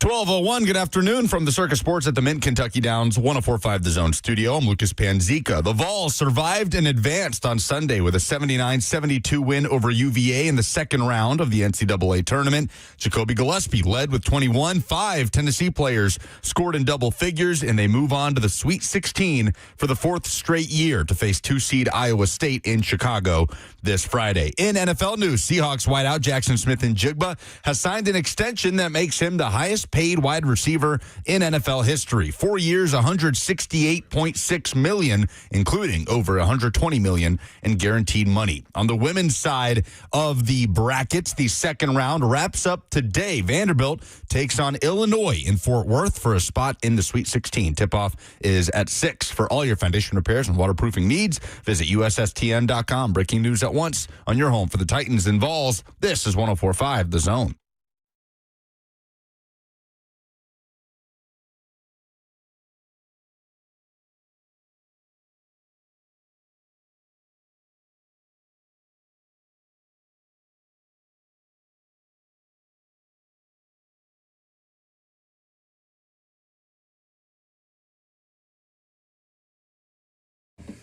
So we covered the worst case scenario for the Titans in the draft. And the reality can be that they have so many needs that there's not really a worst case scenario for them. Not an ideal place to be, right? Because you'd want a better football team and saying, well, it just doesn't matter what they add. They need all of it. So just take a player. Save quarterback, right? They don't need a starting caliber quarterback right now. Everybody feels good enough about the Cam Ward experience despite a lack of results in 2025, that's the plan moving forward in the immediate. And so you can at least check the one thing off your list. Backup quarterback, still viable, still interesting to talk about. But Mitch Trubisky is going to come in here and give them a viable backup quarterback. So you can take the position entirely off your list, though. I'm sure there will be additional competition added. Will Levis, did you guys, I heard, by the way, that on Wednesday, Robert, you were conspiring against me because I was not just Wednesday. Well, sure. I was not aware. Oh yeah, you that goofy ass. So I'm doing the Titans free agent player availability. There's 5 of them that we talked to on Wednesday in the last hour of the show, and Lucas and Robert were kind to let me go scurry off into another room and do the Zoom. And so I'm like, oh, if I'm on my phone, I can screen record answers that I want, and I can post them on social media since there's not actual video for me to take at the press conference. So I'll do that. I was not aware that when you record video on Zoom that it also does not grant you the rights to use the audio. So I was posting clips without audio for a considerable period of time and did not realize that what I had done until about 3 hours after the fact, when, by the way, and I think this tells you everything you need to know about media consumption, the Cam Ward crashing the Wan'Dale Robinson Zoom call clip that I put out there without sound had over 1,000 likes on it. What are we doing? No sound. It is over 1,000 of you just clicked it and said, I don't need to hear it. My quarterback's mentioned. It's a player we just got. Audio be damned. That's why you can just put out videos and put whatever quotes you want. It doesn't matter. No one's going to actually listen to what someone said. They're just going to read the words in front of them and go, oh, I know what happened. So anyway, Robert told you guys apparently not to tell me that there was no audio. It did take me a couple hours, but I figured it out. Anyway, so the best case scenario for the Titans is what in this NFL draft? I defer again to the resident Titans fan. I still think a way to trade down, keep yourself somehow in the top, let's say 15, and just acquire more capital. I just don't know what that situation is right here. I mean, it's very hard. It was easy to come up with the hypothetical scenarios when the Chiefs still had Trent McDuffie on the roster. After the Chiefs traded away Trent McDuffie and had that extra first-round pick. But since they have signed Kenneth Walker, you would think it takes them out of the Jeremiah Love sweepstakes. So it's hard to kind of picture what that would look like. Ty Simpson is getting a lot of run right now. Dan Orlovsky is going all nuts right now, talking about Ty Simpson as the best quarterback in this draft. I don't know if that's the ally you want right now. But what, Orlovsky? Maybe 5 years ago. Louis Riddick is also on the train. That's a better ally. You have Louis Riddick in your pocket, Lucas, who is saying he is a top 10 pick. All that to say, if Ty Simpson continues to be talked about in this way, I have said we should not be surprised if he ends up being a top 3 pick. What if somebody wants to come up to 4 to get a quarterback? I'm reaching as I'm saying it, but it's just hard to drum up a true trade scenario now for the Titans at 4. So Todd McShay was doing he's going over each position of the class and doing a rundown. He just did quarterback and running back last week. I think he's doing wide receiver and tight end this week. But in his conversation about the running backs, he was talking about places that Jeremiah Love could land. And he notes the Titans and the Giants have been enamored with him at 5. They really wanted to be in on Kenneth Walker, but he ended up going to the Chiefs. And then he talks about don't be surprised if. I always love when draft analysts use that, by the way. That is an instant attention getter from me because that means you know something that is unsubstantiated. You've heard it through conversations with people in the know, but you either don't want to report it or you don't have the ground to stand on to report it. But he noted, don't be surprised if the Los Angeles Rams go all in for Jeremiah Love. They would push their chips to the center of the table. They have had a bleep those picks mentality. They currently pick at 13. And he did not say that they would come up to 4 to select him. Yeah. But if they wanted to remove all doubt, and they didn't care about the price because it is a poor draft, and maybe he also noted the Commanders, the Titans, other teams that would be interested in potentially moving back, they would also potentially be willing to take a lesser price to move back. Now, if you're moving from 4 to 13, I need a pretty penny. Yeah. And the Rams are going to be in the playoffs. But if the Rams said in this vacuum hyperbolic scenario that we're talking about, 13 and a 27-1 and change, I don't know what that would be. I don't have the JJ chart in front of me. Is that a bridge too far? Is that Terabithia for Titans fans? We're not moving back to 13 out of the top 10. Richie on the F&M Bank chat says, yeah, trade back good, too. Me like trade back. Okay. Me also like trade back. Me like more picks. I don't. So he said that he has heard teams would be willing to take less. Did I hear that correctly? Yes, that in a poorer draft, at a draft with top value is not that great, teams would be willing to take a lesser amount. Now, we don't know to what extent a lesser amount would be. Where are they coming down from? Right, but it's the Rams, and I don't think that you go down to from 4 to 13 for 13 and a 2027 second. No. Like, because then you're picking in the first, no matter what. Picking in the 60s at that point. So if they said 13, 2027-1, and I really felt like the top 10 was as far back as I would be okay with them trading because they just need good players. They don't have any good players. They've got 2 and maybe 3 if you count the quarter. That's not fair. I think we counted maybe 5 players that would be considered good on any roster on the Titans. 6 if you wanted to throw Cam in there, and I will grant you Cam because he's a starting quarterback in the NFL. Did we say Morgan Cox? 7. Now, people in the chat bring up interesting points, and this is why I love these conversations because you can just go down a million different roads. They say give us Puka and we'll talk, but I don't think Puka's the one that they would move.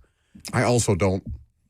Sure, you don't want Devontae Adams, but that's the guy they would be interested in moving. No, Buck said he would have taken NWI over Devontae Adams. He's back. And this was like 2 years ago. He's back. With the Colts, baby. He's back. He's going to be a Titan killer for all time. You think Jack Doyle gave you problems? Here comes NWI, baby. When did that happen? Over the weekend, right? Yeah. Maybe Friday? He's going to take those Pittman snaps. Oh, my NWI to God. Indy. And Jawan Jennings still out there. Mock him now, Lucas. NDWI. There you go. That will go down. That may go down as the most outlandish, dumbest thing ever said on this show. Oh, surely I've said. Didn't I pick Louisville to make the Final Four last year and they lost first round? That doesn't matter. Like, that's different. Is Derrick Henry not the Hall of Fame dumb take that they should What did you say they should move to Dion Lewis or not worry about Derrick Henry? When Derrick was struggling and he was losing snaps to Fluellen, I said that they should center the offense more around. Yeah, but nobody was Dion paying Lewis. attention to you. That was way before the radio show. So as far as I'm concerned, that didn't happen. I know anything that happened on a different frequency, really, it's like it was just talking into the void, and then frequency, didn't reach to Bellevue. It's the NWI one's up there. It's a Hall of Famer. Like, I think you said you'd rather have him over, like, Michael Pittman. I think every wide And receiver Zay that Flowers. you said, I think I was just being combative at that point. Yeah, I wasn't gonna back off of it. So I was doesn't just like, sound all like right, you. whatever. Well, let's double down. I'm having fun with this now. Anyway, the best case scenario for the Titans. So what's the goal in this year's NFL draft? So you understand that they've largely fortified the defense in free agency.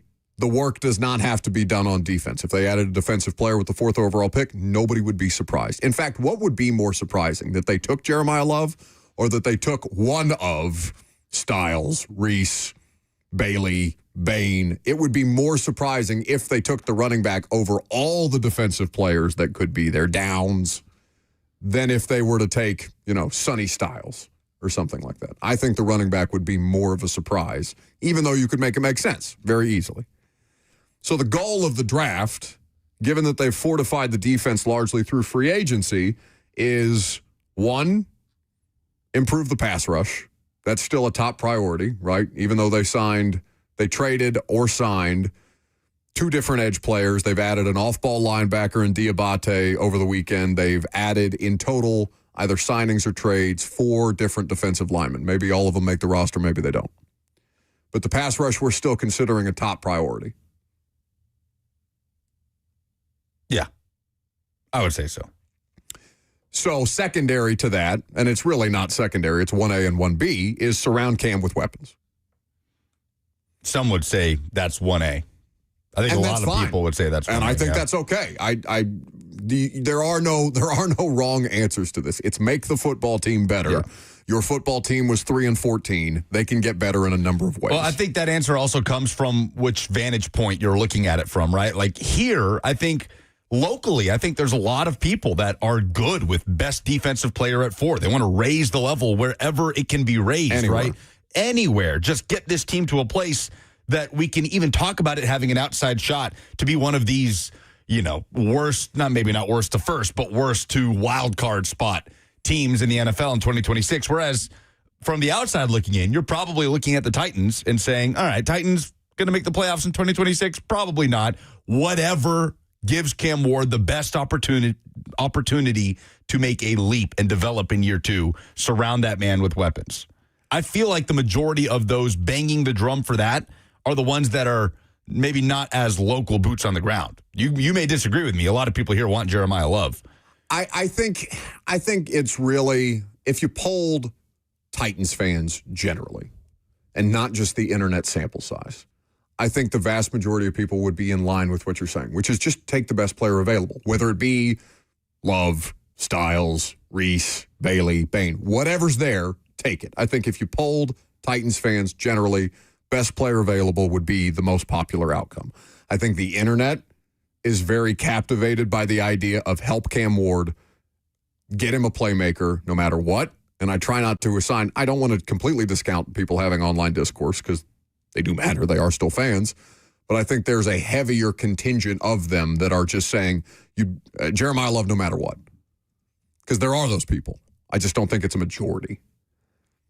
I feel like I'm in the minority by saying I would rather you get the protection and the run game right in front of Cam more than anything else that they do through the draft process. And I'm not saying draft an offensive lineman 4th overall. I'm just saying I'm not opposed to it if it's the right one. But a best case scenario situation would be simply the best player available and you take him. However, that factors out on your board. If that's Sonny Styles to the Titans, okay, take Sonny Styles. If that's Jeremiah Love to the Titans, okay, take Jeremiah Love. I think Ramon gave the most coherent case for why Styles over Love for the purposes of long-term sustainable success. there is a better investment in the off-ball linebacker than there is the shelf life of the running back, no matter how good the running back is, because you are more likely to get a second contract and longevity on that second contract out of the linebacker than you are the running back. 615-737-1045 is how you jump in if you want to. Who has the best story remaining in the NCAA tournament? Tennessee's in the Sweet 16 for the 4th straight year. Is it them? We'll talk about it next.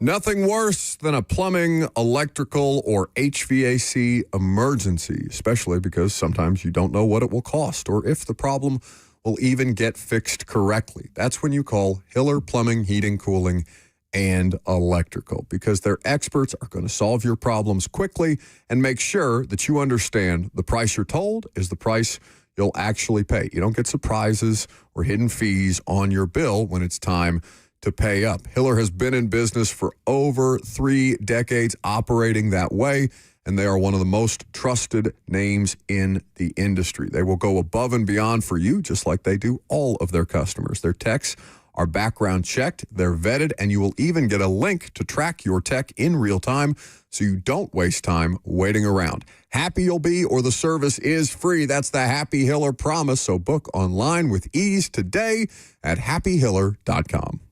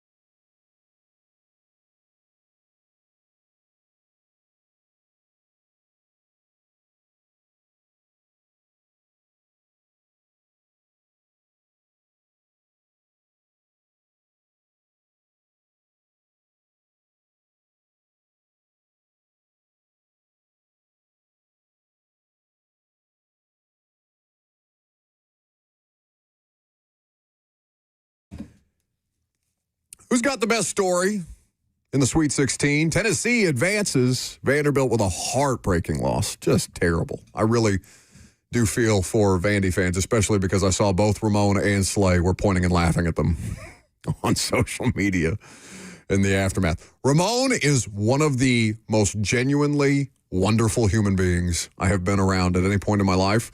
But when it comes to Tennessee and any pettiness involving Tennessee rivals, the victory lap that Ramon was taking on the internet yesterday when 1, Tennessee won, 2, Vandy lost, 3, within, I don't know, it felt like a matter of minutes after the Tennessee win that Florida lost to Iowa. So you got basically a Tennessee fan axis of evil moment, and all of your rivals were falling before you, and you just got to point and laugh as you advanced to the Sweet 16 for the 4th consecutive time. He's kind of petty. He's kind of petty. Yeah, he's sneaky about it. I live for the. On social media, he's not. Ramon is good, but Slay is in another tax bracket. Well, Slay's just out here waging war. As soon as the game is over, I put Ron Slay on my long list of Twitter notifications this time of year, only for the fact of when he puts the video out post game, it is can't miss TV. You have to go. If you have not watched it, I wouldn't go watch it if you're a Vandy fan. But Ron is so poignant, and he doesn't have to, like, drag it out for an hour and really just rub your nose in it. He gets his 3 hits in, and he's out. He's done. Just like candy. I can feel where you want. It's so good. I really did. I was physically ill for Vanderbilt, though, to have the shot there. It was there. Gentry Estes, who's the columnist for the Tennessean, I guess was sitting. Where was this game? In St. Louis? The Vandy game was, in Oklahoma City. In Oklahoma City. So I guess Gentry is in Oklahoma City covering Vandy, and he said his vantage point was from behind the Vanderbilt bench where all of them thought that he made the shot. Yeah. I mean, it would have been one of the all-time great shots in NCAA tournament history. That was the cliche of somebody had to lose that game. Yeah, for sure. And so Vandy suffers heartbreak. TSU doesn't make it out of the round of 64. It would have been fun. Obviously, they were overmatched. And a successful season for TSU comes to an end. So it's just Tennessee who advances out of the state to the Sweet 16 out of the first weekend. Vandy women trying to get to the Sweet 16 tonight. Yes. Don't try to make them feel better. Don't try to let. They've got a pretty good squad. I was about to say, there's nothing that we can do to make them feel better. They are a monster. They get Michaela Blakes is one of the best basketball players, period, in the country. They get Illinois tonight at 6. They do not need our pity. That's not an equal opportunity thing. That's just Vandy's a juggernaut in women's basketball this year. I just felt like Lucas, we as a Vols show and station and all that jazz. I feel like he tries to, when you kids have a birthday party and you see that one little kid. Show? Surely Yes. not. There's only one of them. There's only one of us that went to Tennessee. We're a Vol show. We're a Vol show. Hey, what station, if you were categorizing them We're by a football color? show. For some loser that was tweeting us about the Vols are in the Sweet 16 and the Preds won both of their back-to-backs. Why aren't we talking about it? We literally We did talk about it. losers. Anyway, so who's the best story? And why is it Iowa? I mean, it could be Iowa just for the fact that they knocked off the defending champs and the 1 seed, but Nebraska had never won a tournament game in its history. Did you see their longtime play-by-play guy? The clip that was making the rounds? No. The older gentleman? Robert, if you can find it, I don't think I sent it into the chat. I may have retweeted it. No, I can find it. It's really, really good, and Lucas will appreciate that as somebody who does play-by-play on a regular basis. Because the emotion in that man's voice after the first tournament win makes the case that I think you're getting ready to make, that Nebraska has the best story remaining in the Sweet 16. I think they do. There's not a proper Cinderella, right? Like Iowa is a 9 seed, yes, but, High Point competed against Arkansas. That was a really good game, came down to the last minute or two. But one of these double-digit seeds that are a mid-major team did not end up getting to the Sweet 16. So the most unlikely would be Iowa. It doesn't mean they have to be the best story of the Sweet 16. I think it's got to be Nebraska with what they've done this year, the start they got off to under Fred Hoiberg, and to have to, throughout the course of the regular season, with your eyes on the NCAA tournament, acknowledging what you're doing as a team, but also knowing that the whole thing is a failure if you do not get over that hump of winning your first NCAA tournament game, which they did in dominant fashion against Troy, much to Robert and I's chagrin at Circa Sportsbook. 47. And they smoked them. Win a battle against Vandy, and now they get the draw of facing Iowa instead of Florida, which does have to make it an even more bitter pill for Vandy fans to swallow, that you would not have had to try and beat Florida twice in 2 weeks. You would have had a better matchup against Iowa, but who am I to discount Iowa after that clutch corner three surged them past Florida in the second round? So I would probably say Nebraska, my personal opinion. Robert, do you have it? No, not yet. Okay, that's fine. We'll get to it here in just a second. Nebraska is... It's in a conference where it doesn't really belong in the Big Ten. And it's trying to find its way both in football and in basketball. And they seem to have really found something in Fred Hoiberg, who was an accomplished coach before he got there. I know it didn't work out with the Bulls when he spent that stint in the NBA. Hoiberg, did Hoiberg play in Nebraska? Is that right? I want to say that Fred Hoiberg, I can't remember. But Fred Hoiberg has done a lot of great things at that program. No, he played at Iowa State. Iowa State, okay. So he was born in Lincoln, Nebraska. All right. So there's some level of connection to Nebraska. Why can I not find the stinking video? I don't know, but it was so good, and I really wish you could, because it would do a lot better job encapsulating the emotion that I think Lucas just described than I would following it up. But I mean, I know his name. It's Kent Pavelka. I found it. We'll put it in the chat. I'm sending it in. Are you sure that's him? Because the video I saw was a video of his face, not of the court. It's an old man in a bow tie with a red sweater vest on. Yep, that's not what he put in there. But okay. We'll use it. What did you say? It's the and that's for call. the Vanderbilt one. That's not for the first game against Troy. As long as it's the radio call. No, I don't want the Vandy call. I want the Troy call. Oh. Yeah. Okay. Oh, not so easy, is it? I found it. You have to stop doing that to Cheyenne. It's just not fair. So, Vanderbilt, to your point, the idea that they wouldn't have to face Florida after they handled Florida in the SEC tournament, advancing, or obviously they didn't advance, but with the opportunity to advance, seeing that shot rim out the way that it did. Yeah, that hurts. That compounds it. Vandy fans are welcome to call in and describe how you're feeling today or how you were feeling in the aftermath of that, because that's a pretty... You've had incredible success in football this year. It's the most successful football season you've ever had. You've had good success in men's basketball. You've been excellent in women's basketball. You want to talk about a golden age of Tennessee basketball or Tennessee sports generally for the amount of winning that they've done on multiple fronts, right? You've got a college football playoff appearance. You've got multiple multiple Sweet 16s now under Rick Barnes and 4 consecutive. You've got a baseball national championship. Vanderbilt athletics on the rise, and that had to be a gut-wrenching experience for them to have in the midst of all of this joy that they're getting from their sports teams. I still think it's a successful season under Mark Byington. Oh, for sure. You had some great regular season moments. You made the run to the SEC championship game. It just sucks to not have anything to show for it, right? To not be able to have a Sweet 16 appearance to put on a banner along with the other Sweet 16 appearances in program history, to not have a trophy coming up short in the SEC tournament final against Arkansas.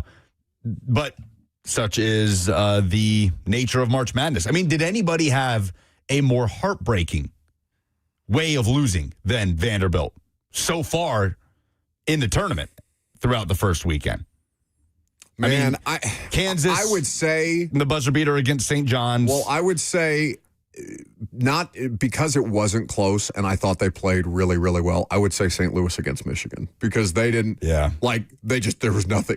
No matter how well they were playing, Michigan just thumped them. Yeah, you feel like if they had drawn almost anybody else, they would have had a better shot. Michigan took apart a really good and high-powered St. Louis team. Yeah, so that dragged Georgia. That's a different kind of heartbreaking, because it's the futility of it, right? Not the last second emotion. And I don't know what's a less a less bitter pill to swallow in that particular situation? Oh, Bryce says Santa Clara. Yeah, it's Santa Clara.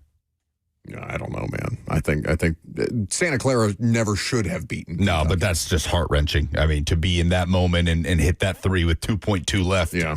I think you had it.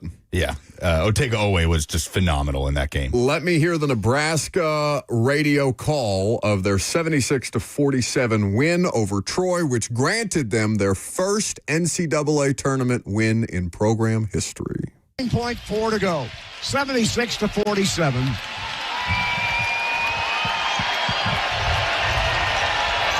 $76-47. This place is going to erupt. It's going to absolutely erupt. And there they dribble it out. 3 seconds, 2 seconds, 1 second left to go. And there's the horn. There's the game. Nebraska's first NCAA win in history in Oklahoma City over the Troy Trojans. It's all over. It's all over. All the years going home from conference tournaments, sitting in front of the television, and the ache in the pit of your stomach, wishing you could be there. And then getting to the NCAA once in a while and not winning. All that's history now. And not being a part of it, now you don't have to go home and watch and dream. Watch and dream. Never again can they say Nebraska has not won an NCAA tournament game. Watch and dream, and now you can watch and dream and listen on Saturday and see if the Huskers can do this again. And they did. They did so in electric fashion. What's the name of the play-by-play guy? Because he's been doing it for like 40 years. Kent Pavelka. The visual of him with the line "watch and dream," because he's kind of trailing off, like it just. Because he's an older gentleman. He's in a bow tie. He looks like every Midwestern play-by-play guy has ever looked in their entire lives, and it was just a really cool visceral moment. So I'm gonna agree with you. Nebraska is the best story left in this tournament. And for them to be playing in Oklahoma City, that is not far from Lincoln, Nebraska. They were showing out a fan base that has always taken over wherever they go. By the way, Alabama should get a nod in this.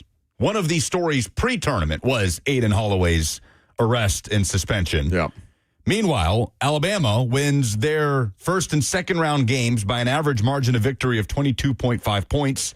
No team has a bigger margin of victory through the first weekend than Alabama. They looked like the absolute best versions of themselves under Nate Oates in a blowout win against Texas Tech. And now they are the ones to face the juggernaut that is Michigan. Tennessee obviously has to beat Iowa State before anything else can even be considered. But it is very hard not to look ahead at what could be the better matchup. And it's not a hot take to say that 4-seed Alabama without their starting point guard would be a better matchup for Tennessee than 1-seed Michigan. That looks like a true national title contender right now. But all these matchups, honestly, you can find something really fun in each of them. Man, Michigan looks overwhelming, though. Like Duke, they do. And they're doing it is, without their best player off the bench. Duke is in a really tough spot with both the injuries and just the draw that they got. You would think it would be more favorable for the number 1 seed. It has not been. Duke fans cannot have great confidence in what their team has looked like so far. We have not mentioned Texas as far as we did at the start of the show, but Texas just is a feel-good program because I watched their game or one of their games during the SEC tournament. I was like, why are they going to be in this? You get them out of here. We should shrink the tournament if a team like Texas is going to make it in. And all they've done is silence doubters en route to making the Sweet 16, handling Gonzaga, and it was a closer game than a lot of these results, but handling Gonzaga the way that they did, that's no small feat. So well done. Honorable mention, Texas. I think Texas and Iowa for just improbable runs that we will see if they can continue to extend once we get to the games later in the week. Texas has not won, or before the tournament started, they had not won back-to-back games since the first week of February. And they had won one of maybe their last, I think it was one of their last 7 or something, closing out the regular season in the SEC tournament. They were not playing well. They had not been consistent at any point in the season. And they squeaked by NC State. They overcome one of the best individual performances of the entire tournament so far, and what A.J. DeBonsa did for BYU in the first round. and like you said, separate from Gonzaga in the second half to take a 6-point win against the 3 seed. And now they get Purdue, who is having a late season surge. I hate that they look good. I hate that they look like they could win it. They looked really good against Miami. Queens and against Miami. Queens, I hate that Queens was unable to pull something off because their coach had the potential to be one of the stories of the tournament. And did you see this? The Queens head coach, he wears a different Christmas sweater every single game. Oh, that could have been the person whose downfall you were preying on, Robert. Could have been. A good story instead of Sister Jean or the St. Peter's Peacocks. Yeah. What's his name? Oh, can find out for you. I'll take a call while Lucas finds out. 615-737-1045 is the Grant number. Leonard. Oh, Grant. He's got some great Christmas Grant me a sweaters. respite from your Christmas debauchery. Like Ross playing the damn Run Run Rudolph song every time he's on the show. David is in Nashville. Yes, I want to start by saying I'm not a Vandy fan. I am a UT fan.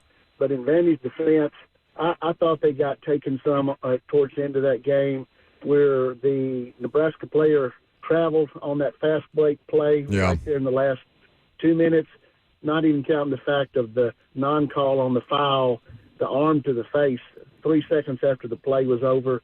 Nebraska came out and tried to play bully ball right off the bat. But I thought there was some calls that just certainly went Nebraska's way there towards the end. And in Vandy's defense, I feel kind of bad them going out that way. Yeah, I mean, I guess the argument could be made that they had the opportunity to make the final shot, and it just, it was right there. It was in until it wasn't. Les is in Nashville. Hey, thanks for taking my call. I listen to your show all the time, but in my spare time, I stream Nebraska basketball live games, and I've heard Kent Pavelka all year. And there's a kind of a joke. I know he's old. He's been doing it for 40 years, and the emotion, and he wears his announcing on his shirt sleeve. I mean, it's amazing. One of the announcers, one of the games in the Big Ten Conference, he was announcing the game, and then there was something interrupted the program, and the other guy said, well, he had to take off his watch because there's a heart monitor on there, and it was sending signals to send the emergency team he was going to have a heart attack. Oh, man.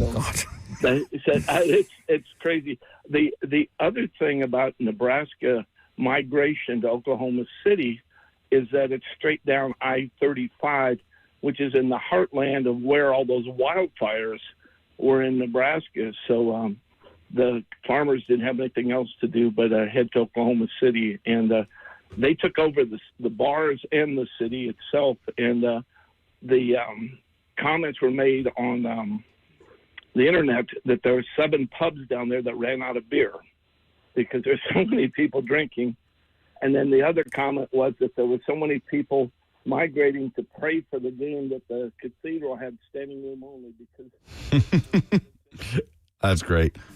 Thanks for the call, Les. We appreciate it. Well, they're going to migrate to Houston for that Iowa matchup. All right. Fun weekend of basketball.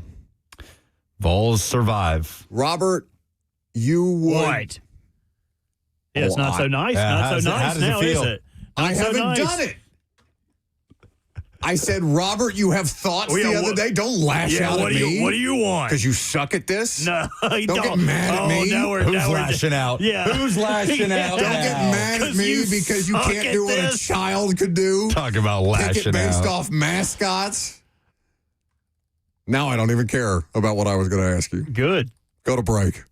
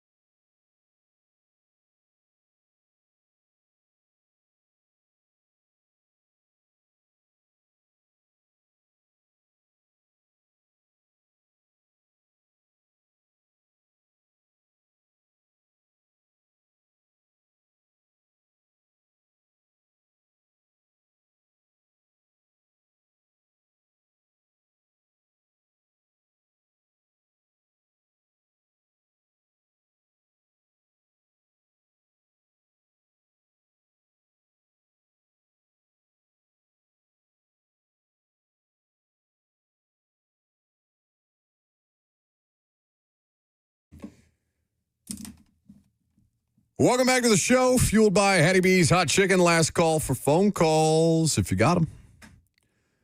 615-737-1045 is the number. So we are going to be out and about, sounds like this week. Where are we going? You're a big boy. You can do it.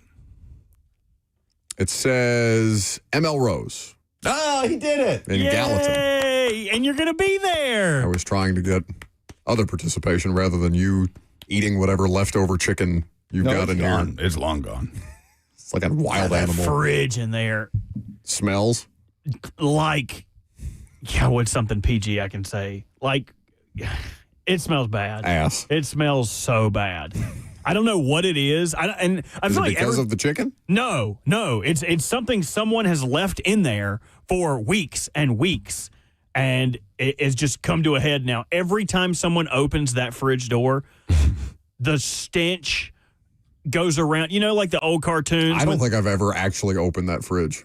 You know, in the old cartoons when they used to set a pile on the windowsill and like the hand would come out and be like, Yeah. like whistle you over. The scent would manifest into in a hand-shaped form. This is like a Fern Gully 2-esque toxic. Fern Gully. Like it just reaches around, just sticks 2 fingers in your nose and just like pulls you in there. It smells horrendous.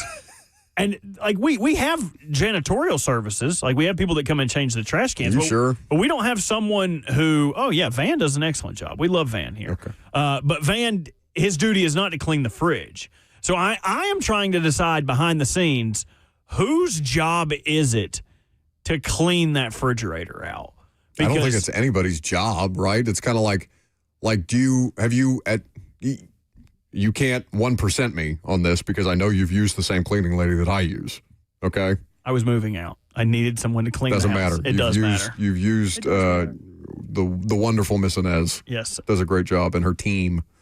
God, and they roll up deep. I mean, I'm telling you, it's 6 tiny little women packed into this car. They jump out and knock out a house in 30 minutes. It's electric.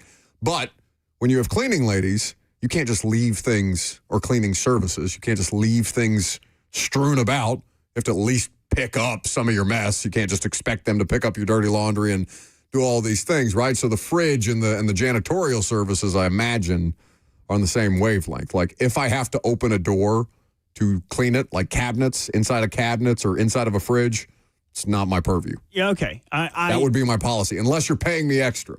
I subscribe to that, and I don't think that Van or our janitorial services should have to clean it. I think we need to find who the perpetrator is who left the object that is ruminating the smell. It's probably the two of you. No.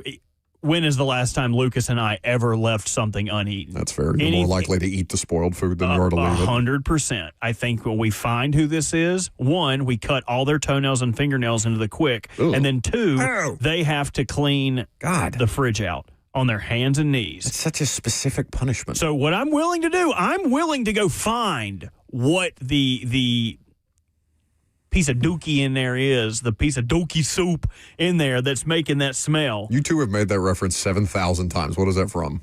You've never seen the video? I'll have to send it to you. These kids are playing a prank on their dad, and it's like a New Jersey family. They're ordering Chinese food, and it's like, and for my beautiful bride, can I get a sweet and sour soup?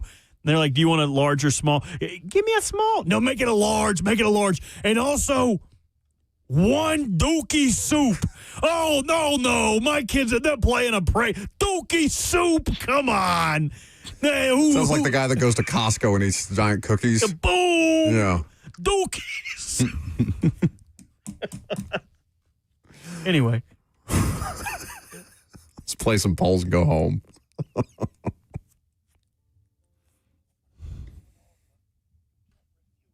Well, some dookie soup.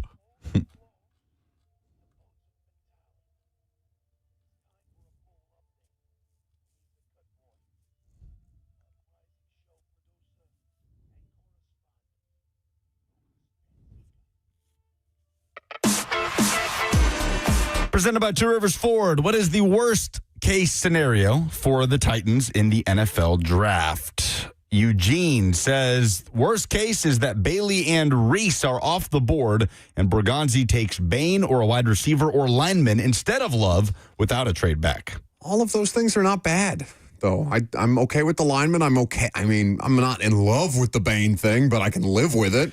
Evan says a trade up to draft Love. That would be the worst case. The PFF mock that had the Titans trading up to 2. Yeah. Yeah, maybe that is the correct answer. Can you imagine? Mike says they forget to submit their pick before the timer ends. Now, the timer is being shaved a little bit, right? Shorter first round this year. Thank the Lord. Is it 10 to 8? Something like that. Minutes? Yeah, I think it's knocked down to 8, but then day 2's times stay the same. That they got 10 minutes in the first place is offensive. Too long. Okay, you've had months. Figure it out.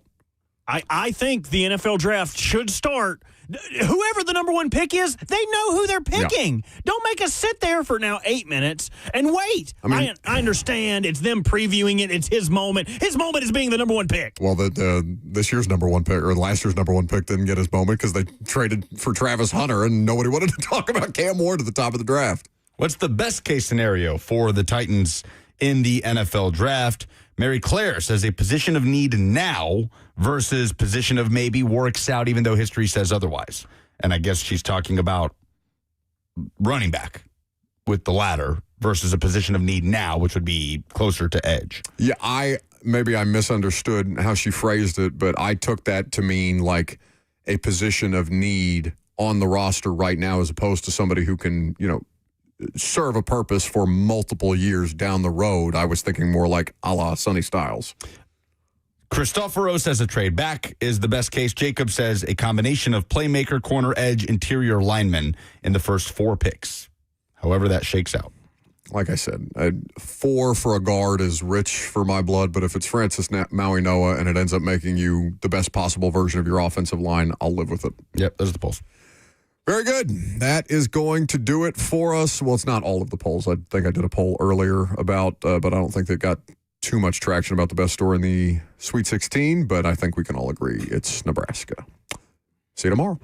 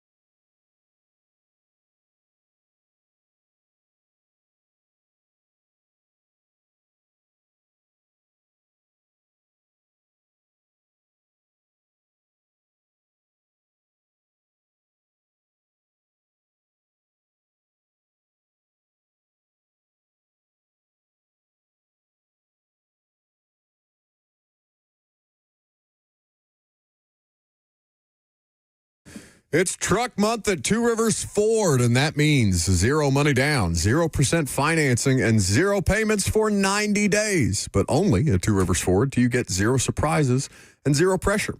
You see, Two Rivers Ford, they do things a little differently than most dealerships. For starters, they have a non-commissioned sales team, so their salespeople are paid whether you buy a truck or not. So go ahead and ask all the questions, take all the test drives, check out the F-150, the Super Duty, the Maverick, the Ranger. Truck month is all about you. And at Two Rivers Ford, you'll find the real price online every time. They don't add a bunch of accessories or add-ons that you don't know about until you get to the dealership. They pride themselves on honesty and transparency like they have for over 4 decades. And by the way, Two Rivers Ford has one of the best inventories of Ford trucks in the Southeast because there's Ford Truck Month and there's Two Rivers Ford Truck Month. So get to the South's most trusted Ford dealer for the best prices of the year on the best-selling truck in America. Local, honest, real. Two Rivers Ford, the South's most trusted Ford dealer. This is a different court, Blair. Same result, Slay. Oh, okay, Blair. See, that's Tyler Tanner. See, Tyler Tanner's in the house now. Let's see what you got. Jerry's out, Blair. Blair, come on. Okay, Blair, just come sit down. Come on, Blair, stop. You're going to get hurt. Blair, get off the court. That's enough. What's the verdict, Blair? The courtroom is where I play ball.